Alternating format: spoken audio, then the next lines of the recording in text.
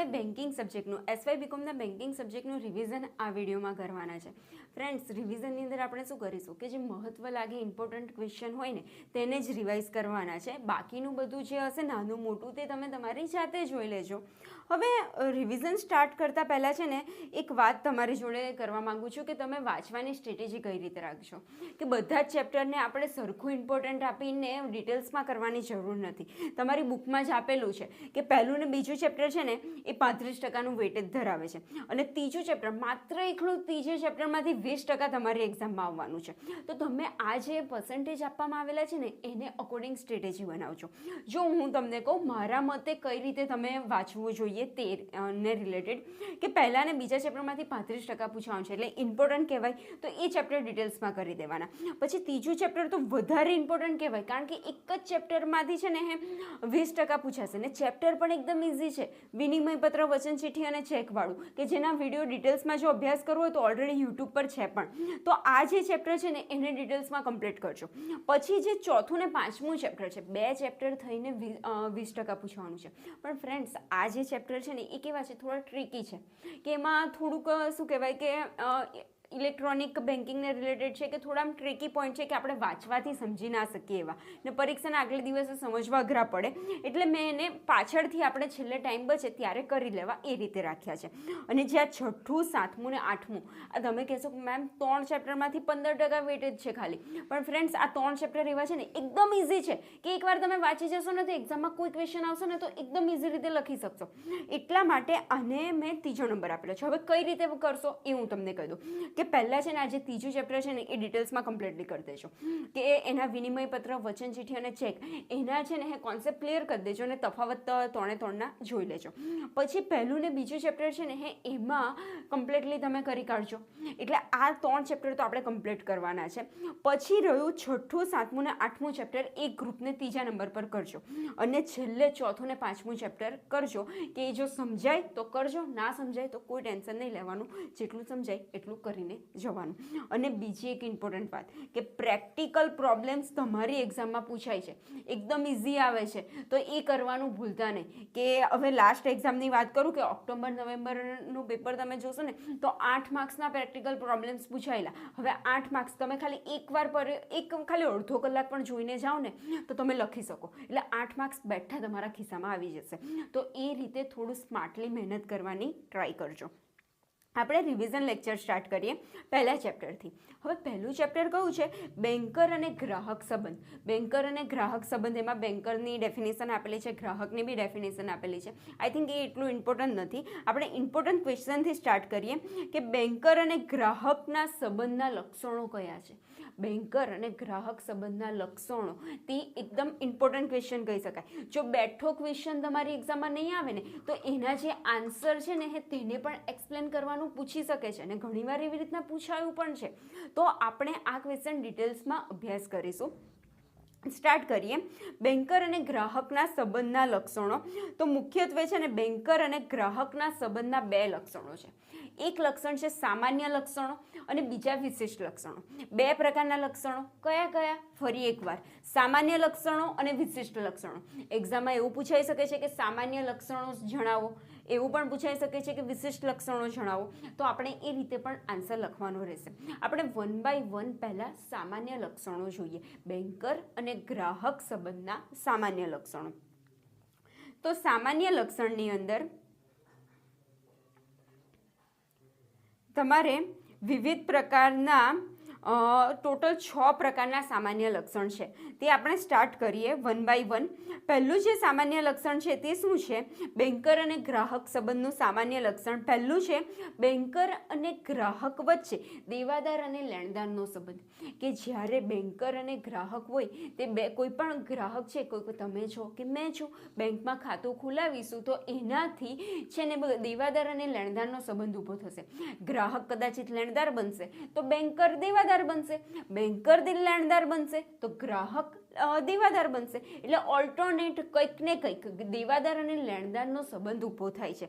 આ સામાન્ય લક્ષણમાંનું પહેલું લક્ષણ છે. આપણે ડિટેલ્સમાં જોઈએ એની નીચે કંઈક તો લખવું પડશે ને, તો આપણે એ સમજીએ કે કયા સમયે કોણ દેવાદાર બનશે અને કોણ લેણદાર બનશે. તો પહેલું એક બે વસ્તુ થઈ શકે. બેન્કર સાથે સંબંધ, બેંકમાં આપણે ખાતું ખોલાય તો બે વસ્તુ થઈ શકે.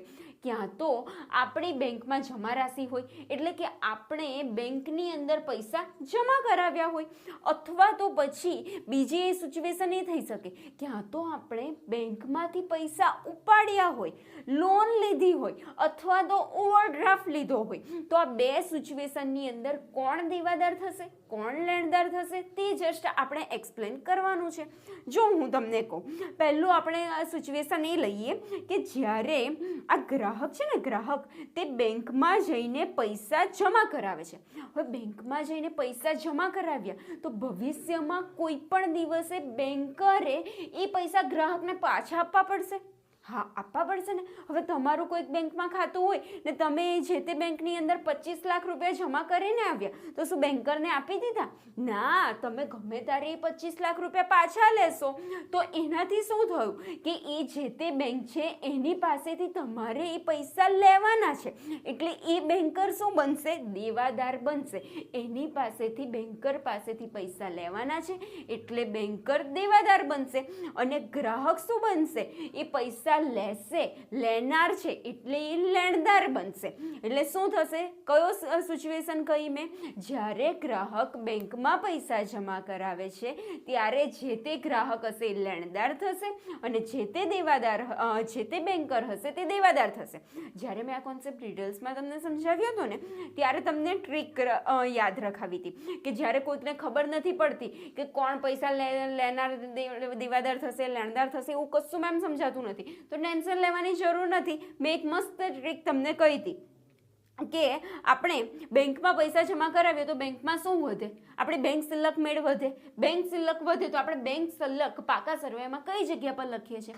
તો તમે તૈયારીમાં કહેશો કે એ તો અમને 11-12થી આવડે છે. અમે પાકા સરવૈયાની અંદર બેંક સિલક છે તે મિલકત લેણા સાઈટ લખીએ છીએ. હવે મિલકત લેણા સાઈટ તમે બેંક સિલક લખો છો, તે જગ્યા પર બીજું શું લખો છો?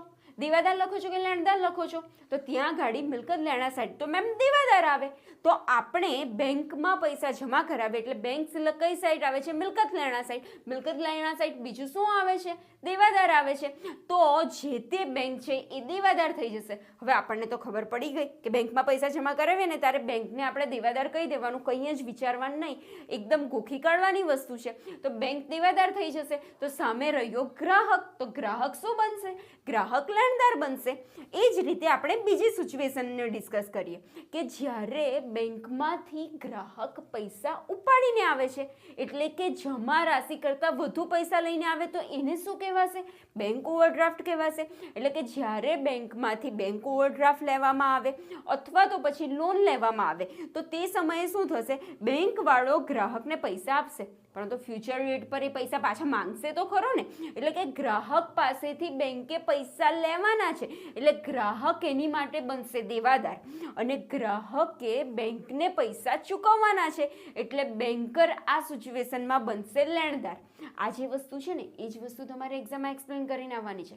પાછો પ્રોબ્લેમ થયો, મેમ અમને સિચ્યુએશન ખબર પડી ગઈ કે જે છે ને બીજી સિચ્યુએશન એ લખી દેવાની કે જ્યારે ગ્રાહક બેંકમાંથી પૈસા ઉપાડે અથવા તો બેંક ઓવરડ્રાફ્ટ લે અથવા તો લોન લે તે સમયે ગ્રાહક દેવાદાર બનશે અને બેંકર લેણદાર બનશે. પણ અમે એક્ઝામમાં પૂછવાઈ ગયા તો કે કોણે લેણદાર કહેવું, કોણે દેવાદાર કરવું, તો એના માટે પણ આપણી પાસે એક ટ્રીક છે કે આપણે બેંક ઓવરડ્રાફ્ટ કઈ જગ્યા પર લખીએ છીએ? પાકા સરવૈયાની અંદર મૂડી દેવા સાઈટ લખીએ છીએ. હવે મૂડી દેવા સાઈટ બીજું શું આવે? લેણદાર આવે કે દેવાદાર આવે? તો લેણદાર આવે. તમે લખતા જ આવ્યા છો 11-12થી કે બેંક ઓવરડ્રાફ્ટ મૂડી દેવા સાઈટ લખીએ છીએ અને એ જ સાઈટ પર લેણદાર આવે. તો બેંક ઓવરડ્રાફ્ટ વાળા સિચ્યુએશનની અંદર જે પણ બેંકર છે તે શું બનશે? એ સાઈડ આપણે લેણદાર લખીએ છીએ એટલે બેંક ઓવરડ્રાફ્ટ વાળી સિચ્યુએશનમાં બેંકરને આપણે લેણદાર કહી દઈશું. બાકી બચ્યો ગ્રાહક, એને બીજી વસ્તુ આપી દેવાની એટલે કે એને દેવાદાર બનાવી દેવાનો. જો સેમ જ છે. આઈ હોપ કે આ બંને સિચ્યુએશન તમને ખ્યાલ આવી ગઈ હશે અને એમાં કયા વ્યક્તિને શું લખવું તે તમને આ ખ્યાલ આવી ગયો હશે, સમજાઈ ગયો હશે. તો આ જ વસ્તુ અહીંયા એક્સપ્લેન કરીને આવવાનું છે. એક્ઝામમાં પૂછાઈ શકે કે બેન્કર અને ગ્રાહક વચ્ચે દેવાદાર અને લેણદારનો સંબંધ છે, સમજાવો, એક્સપ્લેન કરો. તો તમારે આ જ વસ્તુઓ એક્સપ્લેન કરીને આવવાની છે કે બે સિચ્યુએશન લખી દેવાની, તમારી લેંગ્વેજમાં લખી દેશો ને તોય ચાલશે, પરંતુ દેવાદારને લેણદારને દેવાદાર ના બનાવી દેતા. જોઈએ તો રફલી આવી રીતના લખી પણ દેજો એટલે ગૂંચવાડો ના થાય. પછી બીજું એક વસ્તુ છે આ જ પોઈન્ટની અંદર કે બેન્કર અને ગ્રાહક વચ્ચે દેવાદાર અને લેણદારનો સંબંધ છે એ સામાન્ય લક્ષણની અંદર બીજો એક પોઈન્ટ આવે છે કે એક્ઝામમાં રિપીટેડલી ક્વેશ્ચન પૂછાઈ પણ ગયો છે, ડિસ્કસ કરીએ આપણે. બેન્કર એક પ્રતિષ્ઠિત મોભાદાર દેવાદાર છે, સમજાવો. કે બેન્કર દેવાદાર તો છે એક સિચ્યુએશનની અંદર, પરંતુ એ કેવો દેવાદાર છે? મોભાદાર દેવાદાર છે, પ્રતિષ્ઠિત દેવાદાર છે. આ વસ્તુ સમજાવો. આ ક્વેશ્ચન ઘણીવાર એક્ઝામમાં પૂછાઈ ગયો છે. તો એમાં તમારે શું લખવાનું છે કે આપણે જે સામાન્ય દેવાદાર હોય ને, સામાન્ય દેવાદાર એટલે કે બેન્કર અને ગ્રાહક સંબંધના દેવાદારની વાત નથી કરતા. આપણે કંઈક પણ વસ્તુ વેચાણ કર્યું હોય, હવે તમારી મોબાઈલની શોપ હોય ને તમે મોબાઈલ વેચતા હોય કોઈક વ્યક્તિને, XYZ વ્યક્તિને, અથવા તો તમે મને મોબાઈલ વેચ્યો હોય, તો તે સમયે હું તમારી દેવાદાર થઈશ. મેં પૈસા નથી આપ્યા, હા, ફ્રીમાં પણ નથી લીધો, ખાલી જસ્ટ મોબાઈલ લઈને આવી ગઈ ને તમને કીધું મારા સ્ટુડન્ટ છો ને, ટેન્શન ના લો ને, હું તમને પૈસા ચૂકવી દઈશ, એવું કહીને તમારી પાસેથી મોબાઈલ લઈને આવી ગઈ અને તમે મને મોબાઈલ આપ્યો 60,000 રૂપિયાનો અને મારે પૈસા ચૂકવવાના બાકી છે. તો તે સંજોગોમાં હું તમારી જે દેવાદાર બનું છું તે, અને બેન્કર અને ગ્રાહક સંબંધ વચ્ચે જે દેવાદાર બનાય છે તે દેવાદાર, આ બંને દેવાદાર અલગ છે. કઈ રીતે તે વસ્તુ આપણે આમાં આ જવાબમાં એક્સપ્લેન કરવાનું છે કે જે સામાન્ય દેવાદાર હોય ને, કે જે વેચાણ કરવાથી જે દેવાદાર ઊભો થાય એ દેવાદાર કરતાં આ બેન્કર અને ગ્રાહક સંબંધ વચ્ચેનો દેવાદાર અલગ હોય છે, કારણ કે તેમાં નાણાં મેળવવા માટેની માંગણી હોય છે. કે હવે જો તમે મને ફોન કરીને કહેશો કે મેમ આ જે તે પૈસા છે ને તે ચૂકવી આપશો ને, તો કહેશો ત્યારે હું ચૂકવી આપીશ, અથવા તો પછી મારી પાસે જ્યારે પૈસા આવશે 60,000 રૂપિયા ત્યારે હું તમને ચૂકવી આપીશ. ભલે ને તમે મને ફોન ના કરો તો પણ મારે તમને ચૂકવવાના છે એટલે હું કમ્પલસરી તમને ચૂકવી આપીશ, તમે ફોન કરો કે ના કરો. પરંતુ બેન્કર અને ગ્રાહક સંબંધમાં એવું નહીં હોય. ગ્રાહક જ્યારે બેંકમાં એને જમા કરાવેલા પૈસા માંગશે ત્યારે જ બેન્કર ગ્રાહકને પૈસા આપશે. એમને દિવસ આવે બીજે દિવસ ઊભા થી, આજે સોમવાર છે, ચાલો બેંક ખુલ્લી છે અને બેન્કરને થયું કંઈ કામકાજ નહીં તો પેલો ગ્રાહક પૈસા જમા કરાવીને ગયેલો ને 25 લાખ રૂપિયા, એ હું એને પરત કરી આવું, એવું નહીં કરે. જ્યાં સુધી ગ્રાહક પૈસા નહીં માંગે ત્યાં સુધી બેન્કર પૈસા ચૂકવશે નહીં. એટલે આમાં શું છે, માંગણી જરૂરી છે. જ્યારે સામાન્ય દેવાદાર હોય એમાં માંગણી જરૂરી નથી, માંગે કે ના માંગે એને ચૂકવવાના, એની પાસે પૈસા આવશે એટલે એ ચૂકવી આવશે. પછી બીજી વસ્તુ શું લખે છે, માંગણી કાયદેસર થાય ત્યારે પુરવાર થવી જોઈએ. પાછી માંગણી બેન્કર અને ગ્રાહક સંબંધમાં કેવી હોવી જોઈએ? કાયદેસરની હોવી જોઈએ. ગમે તે સમયે રાતે 12 વાગે બેંકમાં જઈને તમે પૈસા ના માંગી શકો કે લાવો પૈસા આપી દો, તો એવી માંગણીને પણ યોગ્ય નહીં કહેવાય. એની સાથે સાથે જગ્યા પણ, જે બેંકની અંદર ખાતું છે, જે બેંકમાં તમે પૈસા જમા કરાવ્યા છે એ જ બેંકમાં તમે પૈસા માંગી શકો છો. એટલે શું, માંગણી યોગ્ય જગ્યાએ થયેલી હોવી જોઈએ, યોગ્ય સમયે થયેલી હોવી જોઈએ અને યોગ્ય સ્વરૂપની હોવી જોઈએ. એટલે આ 3 પોઈન્ટ હશે અને માંગણી હશે તો જ પૈસા નાણાં ચૂકવવામાં આવશે એ બેન્કર દેવાદાર દ્વારા. માટે શું કહ્યું છે કે સામાન્ય દેવાદાર કરતાં જુદો પડે છે, એટલે બેન્કર એક પ્રતિષ્ઠિત મોભાદાર દેવાદાર છે. આઈ હોપ કે તમને ખ્યાલ આવ્યો હશે. આપણે શું શીખી રહ્યા હતા, ફરી એકવાર કહી દઉં. આપણે બેન્કર અને ગ્રાહક સંબંધના લક્ષણો જોતા હતા. એમાં પહેલું લક્ષણ સામાન્ય લક્ષણ, સામાન્ય લક્ષણમાં પણ પહેલું લક્ષણ આપણે જોઈ રહ્યા હતા કે બેન્કર અને ગ્રાહક વચ્ચે દેવાદાર અને લેણદારનો સંબંધ છે. આઈ હોપ કે તમને ખ્યાલ આવ્યું હશે. પછી નેક્સ્ટ પોઈન્ટ આપણે જે જોવા જઈ રહ્યા છે એમાં જ બીજું લક્ષણ તે જોઈએ. બીજું લક્ષણ છે બેન્કરનો ખાતાઓ સરભર કરવાનો અધિકાર છે. બેન્કર પાસે શાનો અધિકાર છે? ખાતાઓ સરભર કરવાનો અધિકાર. હવે આ ખાતાઓ સરભર કરવાનો અધિકાર એટલે શું કે ઘણીવાર એવું હોય કે એક જ બેંકની વિવિધ શાખાઓની અંદર એક કરતાં વધુ, કોઈ પણ ગ્રાહકના એક કરતાં વધુ ખાતા હોય, અથવા તો પછી જુદી જુદી શાખાઓમાં એક કરતાં વધુ ખાતા હોય. એટલે ખાતા કેટલા હોય, એક જ શાખામાં કદાચિત એક કરતાં વધારે ખાતા હોય, અથવા તો પછી જુદી જુદી શાખાઓમાં એક કરતાં વધારે ખાતા હોય ગ્રાહકના. હવે તે સમયે હિસાબની પટાવટ માટે ખાતા સરભર કરવાનો બેંક પાસે અધિકાર છે. મેમ હવે આમાં ખાતા સરભર કરવાનો અધિકાર એટલે શું? જો હું તમને એક એક્ઝામ્પલ આપીને સમજાવું કે કોઈક એક ગ્રાહક છે, એનું કોઈ એક શાખામાં એક કરતાં વધારે ખાતા છે, અથવા તો જુદી જુદી શાખાઓમાં એક કરતાં વધારે ખાતા છે.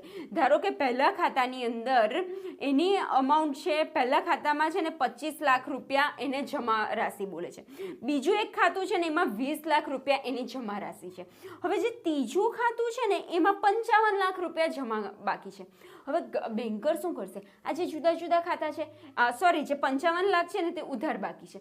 હવે આ જે જુદા જુદા ખાતા છે ને એ ત્રણ ખાતાને અલગ અલગ ચાલી રહ્યા છે. હવે બેન્કર પાસે કેવો અધિકાર છે કે આ ત્રણ ખાતાનું ટોટલ કરીને એને નેટ અમાઉન્ટ લાવીને એક ખાતું બનાવી શકે, એવો સરભર કરવાનો અધિકાર બેન્કર પાસે છે, એવું કહેવા માંગે છે. એટલે સપોઝ આ ત્રણ અલગ અલગ ખાતા છે ને, એની જગ્યાએ બેન્કર શું કરી કાઢશે કે 25 લાખ જમા, 20 લાખ જમા, એટલે ટોટલ 45 લાખ જમા, ને એની સામે 55 લાખ રૂપિયા ઉધાર બાકી છે, એટલે ટોટલ 10 લાખ રૂપિયા. પેલા 45 લાખની જમા બાકી, 55 લાખની ઉધાર બાકી, એને સરભર કરશો તો 10 લાખ રૂપિયાની ઉધાર બાકી મળશે આપણને, એટલે કે 10 લાખ રૂપિયાનો બેંક ઓવરડ્રાફ્ટ મળશે. તો નેટ એ આ જે તે XYZ બેંક વ્યક્તિનું આ ખાતું હતું ને તે શું કરી દેશે કે નેટ તમારે 10 લાખ રૂપિયાની ઉધાર બાકી, એટલે કે 10 લાખ રૂપિયાનો બેંક ઓવરડ્રાફ્ટ બને છે. એવું એક કરવાનો અધિકાર બેન્કર ધરાવે છે. એને આપણે કહીશું કે ખાતા સરભર કરવાનો અધિકાર. જેટલા પણ વિવિધ ખાતા હોય એને નેટ અમાઉન્ટ કાઢવાનો અધિકાર બેન્કર ધરાવે છે. આ જ એનું સેકન્ડ લક્ષણ છે. ફરી એકવાર લક્ષણ વાંચું તમને એટલે યાદ રહી જાય. બેન્કરનો ખાતાઓ સરભર કરવાનો અધિકાર. હવે આની અંદર છે ને એક પોઈન્ટ આવે છે કે ક્યારે આ ખાતાઓ સરભર કરી શકે, કે જનરલી તો આ અધિકાર એની પાસે હોય છે, પરંતુ કોઈ પણ ગ્રાહક હોય તે બેંકમાં ખાતાઓ, વિવિધ પ્રકારના ખાતાઓ ખોલાવતા પહેલા કહી દે કે આજે હું તમારી બેંકમાં 3 ખાતા ખોલાવું છું, પણ આ 3 ખાતા છે ને તમારે સેપરેટ જ ચલાવવાના, એને ફ્યુચરમાં કોઈ પણ દિવસ તમે ભેગા ના કરતા.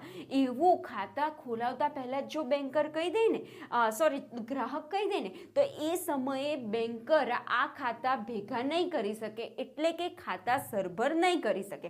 એના માટે જ કહ્યું છે કે ગર્ભિત અને લેખિત કરાર દ્વારા ખાતા અલગ રાખવાનો નક્કી કરેલ ન હોય તો જ ખાતા સરભર કરી શકે છે. જો ગર્ભિત અથવા લેખિત કરાર હોય કે ખાતા સરભર ન કરવા, ખાતા સેપરેટ રાખવા, તો એ સમયે બેન્કર પાસે ખાતા સરભર કરવાનો અધિકાર નથી. આઈ હોપ કે ખાતા સરભર કરવું એટલે શું એ તમને ખ્યાલ આવ્યો હશે. એટલે બીજો અધિકાર શું હતો? બેન્કરનો ખાતાઓ સરભર કરવાનો અધિકાર. હવે ત્રીજું લક્ષણ શું છે તે આપણે જોઈએ. ત્રીજું લક્ષણ, સામાન્ય લક્ષણ એ છે કે બેન્કર અને ગ્રાહકનો નાણાં સાચવનાર કે ટ્રસ્ટી નથી. હવે બેન્કર હોય કે બેન્કર છે તે ગ્રાહકના જે પણ કંઈક પૈસા લે છે, એટલે કે વિવિધ ગ્રાહકો પાસેથી બેન્કર થાપણો સ્વીકારે છે. ઘણા બધા એવા ગ્રાહકો હશે કે જે એમની મૂડી હશે, એમના પૈસા હશે તે બેંકમાં જમા કરાવતા હશે. તો આ જે પૈસા જમા થઈ રહ્યા છે ને બેંકની અંદર, તે પૈસા એ બેન્કર સાચવનાર કે ટ્રસ્ટી નથી, એવું આ પોઈન્ટમાં કહે છે. હવે સાચવનાર વ્યક્તિ હોય કે ટ્રસ્ટી હોય તો એ વ્યક્તિ શું કરે કે હવે સપોઝ તમે મને આવ્યું જે આઈપેડ છે એ તમે મને આપ્યું છે, તો તમે એવું કહ્યું છે કે આ આઈપેડ તમારે સાચવવાનું છે, અથવા તો આ આઈપેડ માટે તમે ટ્રસ્ટી છો, તો હું શું કરીશ, આ આઈપેડનો યુઝ નહીં કરું, આ આઈપેડ જેવી કન્ડિશનમાં તમે મને આપ્યું છે એવી કન્ડિશનમાં હું મૂકી રાખીશ, અને તમે જ્યારે મારી પાસે માંગશો ને ત્યારે સેમ ટુ સેમ એ જ આઈપેડ એ જ કન્ડિશનમાં હું તમને પરત કરીશ. એને કહેવાશે ટ્રસ્ટી તરીકેનું કાર્ય અથવા સાચવનાર તરીકેનું કાર્ય. પરંતુ બેન્કર સાચવનાર કે ટ્રસ્ટી નથી. એવું શા માટે કહે છે? કારણ કે તમે પૈસા બેંકમાં જમા કરાવો છો. હવે પૈસા તો તમે બેંકમાં જમા કરાવી દીધા, પરંતુ બેન્કર કઈ એ પૈસા જે તમે જમા કરાવો છો કે લોકરમાં મૂકી રાખે છે કે હા આ લોકરમાં પૈસા મૂક્યા, તમે 25 લાખ જમા કરાવ્યા, 25 લાખ તમારા લોકરમાં મૂક્યા અને તમે જ્યારે માંગશો ત્યારે 25 લાખ આપશે, આવું કરે છે? ના, એ આવું નથી કરતો. એ શું કરે છે કે સપોઝ તમે 100 કરોડ રૂપિયા બેંકમાં જમા કરાવો છો ને તો 100 કરોડ પર તમને 4% વ્યાજ આપશે અને આ 100 કરોડ રૂપિયા એના બેંકમાં નહીં મૂકી રાખે, એ બીજે કોઈ ઇન્વેસ્ટ કરશે, બીજી કોઈ જગ્યા પર રોકાણ કરશે અને એની ઉપર સપોઝ કે માની લઈએ આપણે 6% લેખે વ્યાજ કમાશે, એટલે કે આગળ ઇન્વેસ્ટ કરશે, આગળ એ પૈસા રોકાણ કરશે, એને સાચવી નહીં રાખે, એને લોકરમાં મૂકી નહીં રાખે. માટે અહીંયા શું કહ્યું છે કે બેન્કર ગ્રાહકને નાણાં સાચવનાર કે ટ્રસ્ટી નથી, એ આગળ પૈસા ઇન્વેસ્ટ કરે છે અને નફો કમાય છે. જો એકવાર વાંચી લઉં, બેન્કર માત્ર નાણાં જે સાચવી રાખનારની પ્રવૃત્તિ કરે તો તે કમાય ક્યાંથી? હવે તમને 4% વ્યાજ આપવાનું છે તમારી મૂડી પર, તો એ કઈથી આપશે? તો એના માટે શું છે, બેન્કર પોતાની મરજી મુજબ ગ્રાહકના નાણાંનો ગમે ત્યાં ઉપયોગ કરી શકે છે, કે જે પૈસા તમે બેંકમાં મૂકો છો એનો એ ગમે ત્યાં ઇન્વેસ્ટ કરશે, ગમે ત્યાં યુઝ કરી શકે છે. ટૂંકમાં બેન્કર ગ્રાહકના નાણાંનો કેવી રીતે ઉપયોગ કરે છે તે અંગે એક વિગતવાર માહિતી ગ્રાહકને પણ આપવા માટે બંધાયેલો નથી, કે એના પૈસા કઈ જગ્યાએ ઇન્વેસ્ટ કરે છે, કઈ બેંકમાં ઇન્વેસ્ટ કરે છે, કયા રોકાણ કરે છે, એ કહેવા પણ બંધાયેલો નથી. માટે અહીંયા શું કહેવામાં આવ્યું છે કે એ નાણાં સાચવનાર કે ટ્રસ્ટી નથી. પછી નેક્સ્ટ છે બેન્કર ગ્રાહકના એજન્ટ તરીકે, કે જે બેન્કર હોય તે ગ્રાહકના એજન્ટ તરીકે. આ સામાન્ય લક્ષણમાંનું ચોથું લક્ષણ છે. હવે એજન્ટ તરીકે કેમ કહું?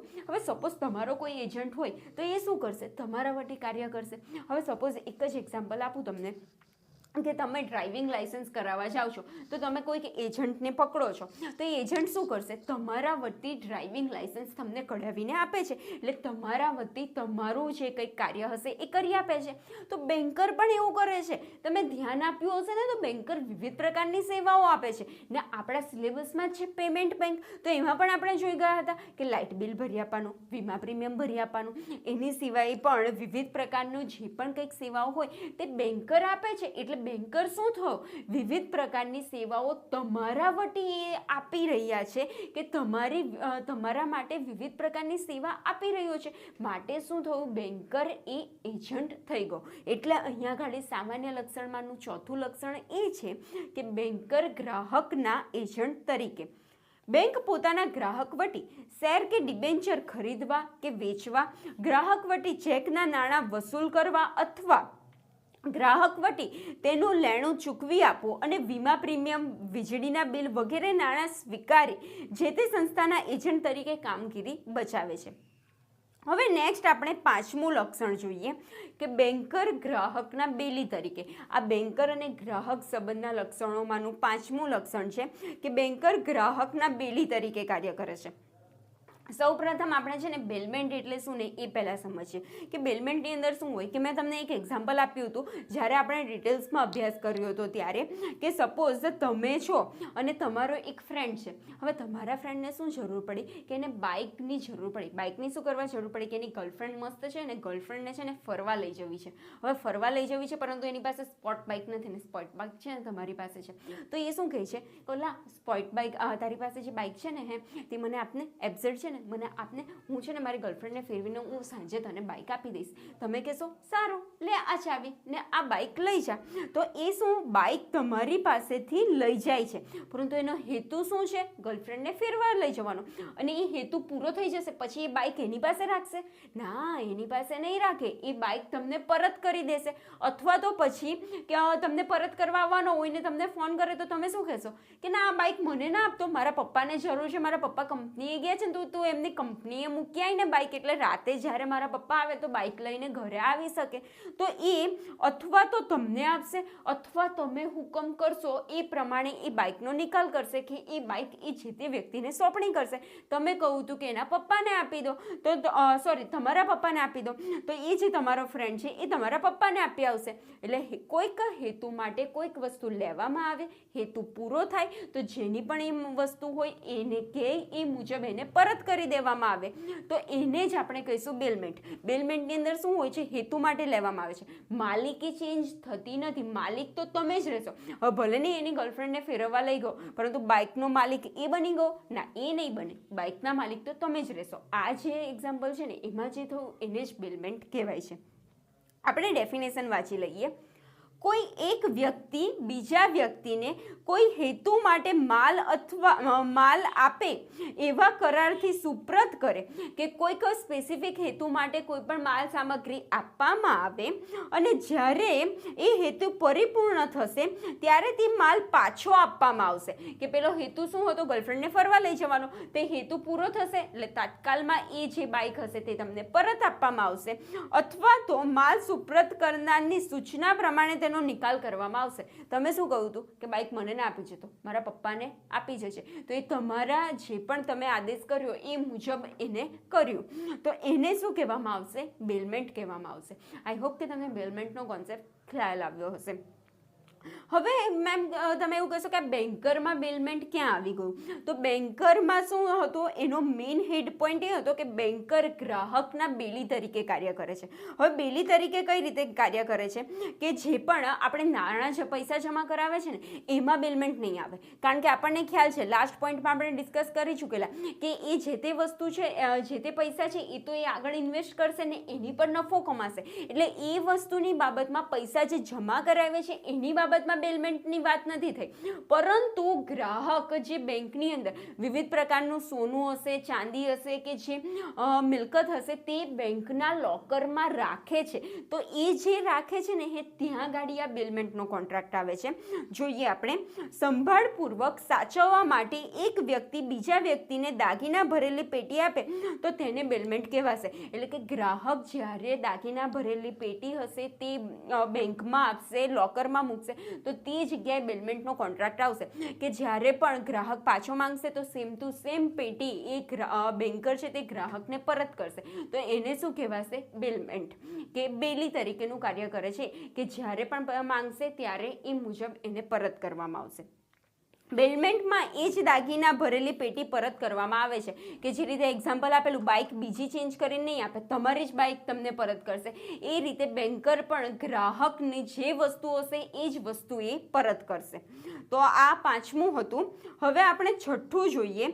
છઠ્ઠું લક્ષણ શું છે કે બેન્કર થાપણો એકત્રિત કરી ધિરાણ અને રોકાણ કરી શકે છે, કે જે પણ પૈસા કે જે પણ નાણાં ગ્રાહક જમા કરાવે છે એ અગાઉ ડિસ્કસ કરી ચૂક્યા તેમ એ આગળ ઇન્વેસ્ટ કરશે, એમાંથી એ પ્રોફિટ કમાશે અને તમને એ પૈસા પરત કરશે. એની સાથે સાથે જે પણ કંઈક વ્યાજ નક્કી કરવામાં આવ્યું હશે તે વ્યાજ સહિત એ પરત કરશે. માટે શું કહ્યું છે? સામાન્ય લક્ષણમાંનું છઠ્ઠું લક્ષણ કે બેન્કર થાપણો એકત્રિત કરે છે, વિવિધ ગ્રાહકો પાસેથી પૈસા લે છે અને બીજી અન્ય જગ્યાએ રોકાણ કરે છે. એટલે આઈ હોપ કે તમને આ સામાન્ય લક્ષણ 6 ખ્યાલ આવ્યા હશે. ફરી એકવાર સ્પીડમાં કહી દઉં, કેમ કે અત્યારે જ આપણે ડિટેલ્સમાં જોયું છે કે પહેલું શું હતું? દેવાદાર અને લેણદારનો સંબંધ હતો. બીજું શું હતું? કે ખાતા સરભર કરવાનો અધિકાર હતો. ત્રીજું શું હતું? કે ટ્રસ્ટી કે નાણાં સાચવનાર નથી. પછી ચોથું હતું કે એ એજન્ટ તરીકે કામ કરે છે, કેમ કે એ વિવિધ પ્રકારની સેવા આપે છે. પાંચમું હતું એ બેલી તરીકે કાર્ય કરે છે, કે જે પણ એ દાગીના હશે તે સાચવી રાખશે ને પછી હેતુ પૂર્ણ થશે ત્યારે ગ્રાહક લઈ જશે ત્યારે એ પરત કરશે. અને લાસ્ટ પોઈન્ટ હતો કે એ નાણાં થાપણો એકત્રિત કરીને ધિરાણ કે રોકાણ કરે છે. હવે આપણે જોઈએ વિશિષ્ટ લક્ષણો, કે બેન્કર અને ગ્રાહક સંબંધના વિશિષ્ટ લક્ષણો કયા કયા છે. તો વિશિષ્ટ લક્ષણોમાં કે ખાસ લક્ષણો જણાવો એવો ક્વેશ્ચન પણ આવી શકે છે. તો એમાં પહેલું છે બેન્કરની ચેકના નાણાં ચૂકવવાની ફરજ. કોઈ પણ પ્રકારનો ચેક ગ્રાહક દ્વારા લખવામાં આવ્યો હોય ને તો એ ચેક બેન્કરે ચૂકવી આપવાનો રહેશે. જો મેં સપોઝ 30 લાખ રૂપિયાનો ચેક લખેલો છે, તો જો મારા અકાઉન્ટની અંદર 30 લાખ રૂપિયા હશે, પૂરતી જમા રાશિ હશે, તો મારી જે બેંક છે એ બેંકે 30 લાખનો ચેક જે મારા દ્વારા લખવામાં આવ્યો છે એ ચેકના નાણાં ચૂકવી આપવા એ બંધાયેલી છે, એની એ ફરજમાં આવે છે. એટલે જેટલા રૂપિયાનો ચેક લખવામાં આવ્યો હોય એટલા રૂપિયાની જમા રાશિ હોય તો એ ચેક ચૂકવી આપવો એ એનું વિશિષ્ટ લક્ષણ, પહેલું લક્ષણ છે. પરંતુ આપણે જોઈએ કે ચેકના નાણાં જ્યારે બેંક દ્વારા ચૂકવી આપવાની આવે એની ફરજ છે, તો એ ફરજ નિભાવતી વખતે એને કયા કયા પોઈન્ટ ધ્યાનમાં રાખવાના હશે. ઘણીવાર એ પણ ક્વેશ્ચનમાં આવી શકે છે કે ચેકના નાણાં ચૂકવતી વખતે બેન્કરે ધ્યાનમાં રાખવાની બાબતો જણાવો. તો આપણે સ્ટાર્ટ કરીએ. પહેલું શું છે? ગ્રાહકના ખાતામાં પૂરતી રકમ છે કે નહીં, કે જેટલી પણ પૈસાનો ચેક લખવામાં આવ્યો છે એટલા પૈસા જે તે ગ્રાહકના ખાતામાં છે કે નહીં તે વસ્તુ. પછી બીજું, ચેક યોગ્ય રીતે લખવામાં આવ્યો છે કે નહીં, કે જે પણ બેન્કિંગના કાયદા મુજબ જે રીતે ચેક લખાવવો જોઈએ એ રીતે ચેક લખવામાં આવ્યો છે કે નહીં તે વસ્તુ. પછી ત્રીજું છે ચેકની રજૂઆત યોગ્ય રીતે થયેલી હોવી જોઈએ, કે જે તે ચેક છે એની રજૂઆત બેંકમાં યોગ્ય રીતે થયેલી હોવી જોઈએ, એટલે કે કામકાજના કલાકોમાં થયેલી હોવી જોઈએ. રાતે 2 વાગે ચેક પ્રેઝન્ટ કરવામાં આવે તો એ નહીં ચાલે. કામકાજના કલાકોમાં યોગ્ય સ્થળે થયેલી હોવી જોઈએ, જે તે શાખામાં અકાઉન્ટ હોય એ શાખાની અંદર, એટલે યોગ્ય સમયે અને યોગ્ય સ્થળે થયેલી હોવી જોઈએ. ચેકની યોગ્ય સ્થળે રજૂઆત થયેલી હોવી જોઈએ, કે જે શાખામાં ખાતું હોય એ શાખામાં. પછી નેક્સ્ટ છે ચેકના નાણાં વસૂલ કરવામાં બેંકને યોગ્ય સમય મળવો જોઈએ, કે જે તે ચેક કોઈક વ્યક્તિનો મારી પર ચેક આવ્યો છે, મેં બેંકમાં જમા કરાવ્યો છે કે આ વ્યક્તિ પાસેથી મારે આટલા પૈસા વસૂલ કરવાના છે, તમે વસૂલ કરી દેજો, તે વસૂલ કરવા માટે એની પાસે યોગ્ય ટાઈમ હોવો જોઈએ.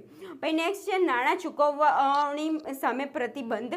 જો કાનૂની પ્રતિબંધ હોય તો બેન્કરે ગ્રાહકના નાણાં ચૂકવવા જોઈએ નહીં, જેમ કે ટાચનો હુકમ. અદાલત દ્વારા જે તે ખાતા પર ટાચનો હુકમ લગાડવામાં આવે તો એ જે તે ખાતાના કોઈ પણ પ્રકારના ચેક હોય તો એ ચેક ચૂકવવા જોઈએ નહીં. આટલી વસ્તુને ધ્યાનમાં રાખીને જે તે ચેકની ચૂકવણી કરવાનું એ બેન્કરની ફરજ છે, જે વિશિષ્ટ લક્ષણોમાંનું પહેલું લક્ષણ હતું.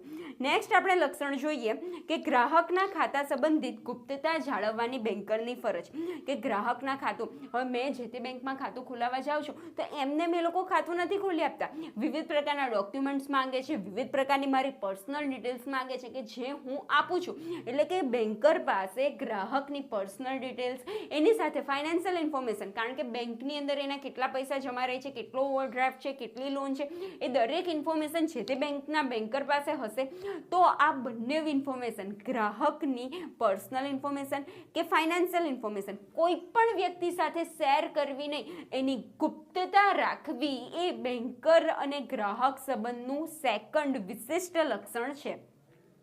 જોઈએ આપણે બેન્કરે ગ્રાહકના ખાતાના વ્યવહારો અંગે અને નાણાકીય પરિસ્થિતિને લગતી માહિતીની જાહેરાત કરે તો તે શક્ય છે કે તેની પ્રતિષ્ઠા અને શાખને નુકસાન પહોંચે, કે કંઈ પણ ગ્રાહકની ડિટેલ્સ હોય તે કોઈક વ્યક્તિને આપી દે તો એની ઇમેજ ખરાબ થઈ શકે, બની શકે. માટે શું ફરજ છે કે એની ગુપ્તતા જાળવવી, કોઈ પણ વ્યક્તિ સાથે કોઈ પણ વસ્તુ શેર કરવી નહીં ગ્રાહકને રિલેટેડ.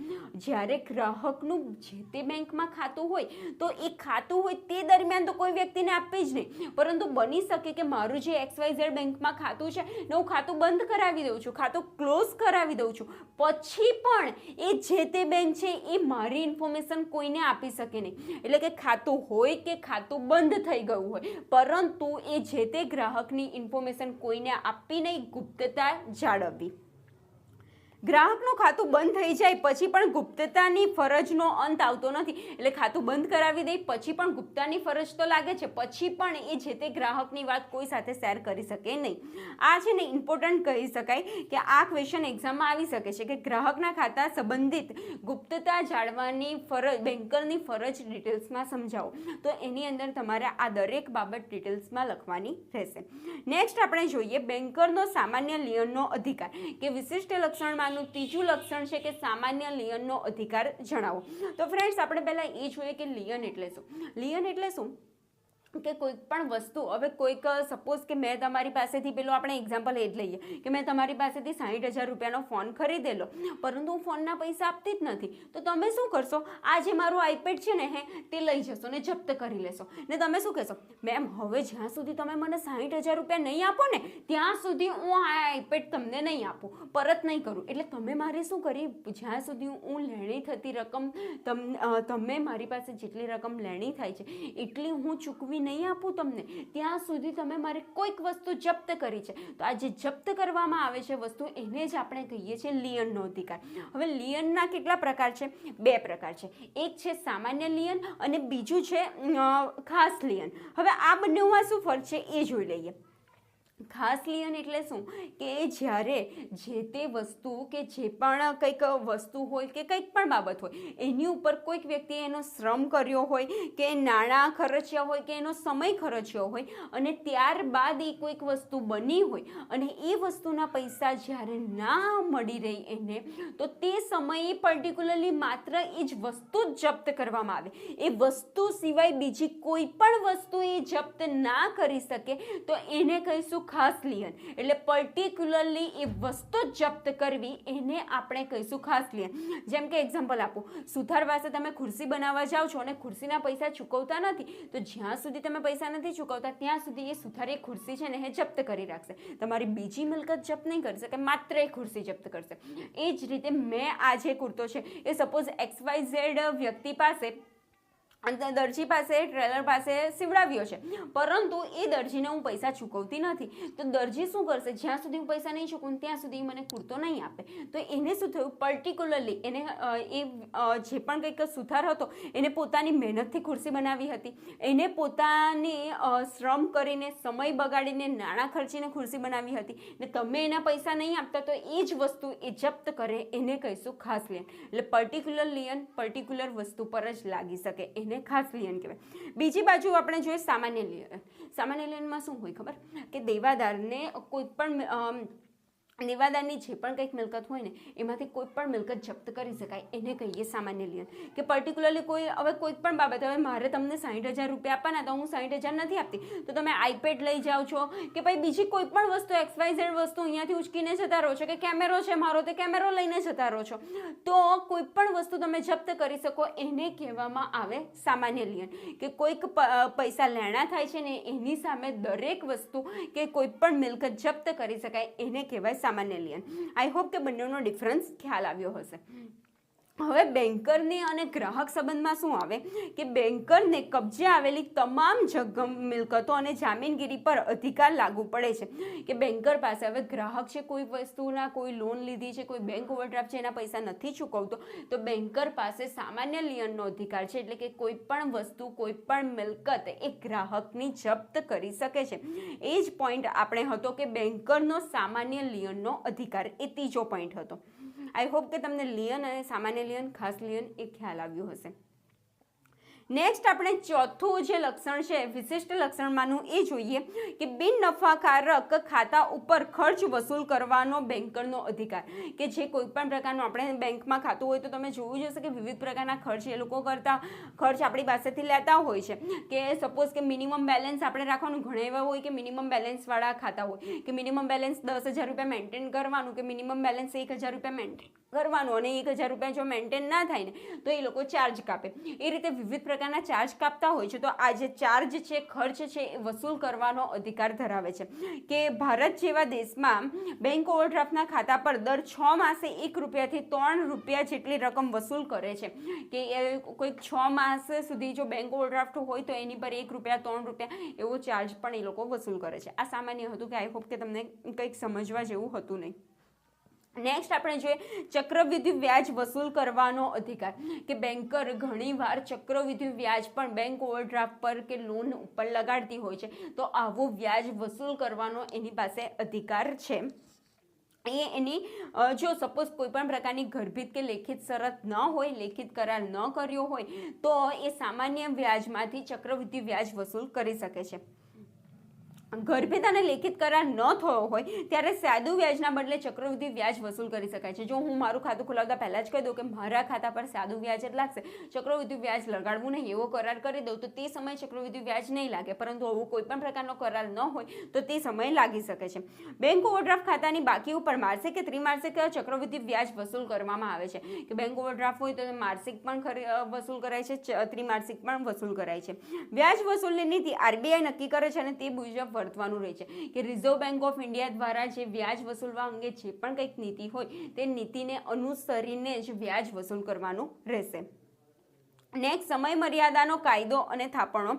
કે સમય મર્યાદાનો કે ક્યારે મુદત બહારનું દેવું થઈ જાય છે, એ દરેક જે સમય મર્યાદાનો કાયદો છે એને ફોલો કરવાનું એ બેન્કરની જવાબદારી કે બેન્કરનો ફરજ બને છે. તો ટોટલ 6 વિશિષ્ટ લક્ષણો હતા. આઈ હોપ કે તમને 6 વિશિષ્ટ લક્ષણ ખ્યાલ આવ્યા હશે. ઘણીવાર એક્ઝામમાં બેન્કર અને ગ્રાહક વચ્ચેના વિશિષ્ટ લક્ષણો જણાવો એવો ડાયરેક્ટ ક્વેશ્ચન પણ કરી શકાય, અથવા તો પછી ઘણીવાર એકાદ લક્ષણમાંનું ડિટેલ્સમાં સમજાવો, એક્સપ્લેન કરો, એ પણ પૂછાઈ શકે છે. કે જેમ કે ગ્રાહકના ખાતા સંબંધિત ગુપ્તતા જાળવવાની બેન્કરની ફરજ એ એક્સપ્લેન કરો, એવું પણ ક્વેશ્ચનમાં આવી શકે છે. એટલે તમારે ડિટેલ્સમાં આ ક્વેશ્ચન કરવાનો રહેશે.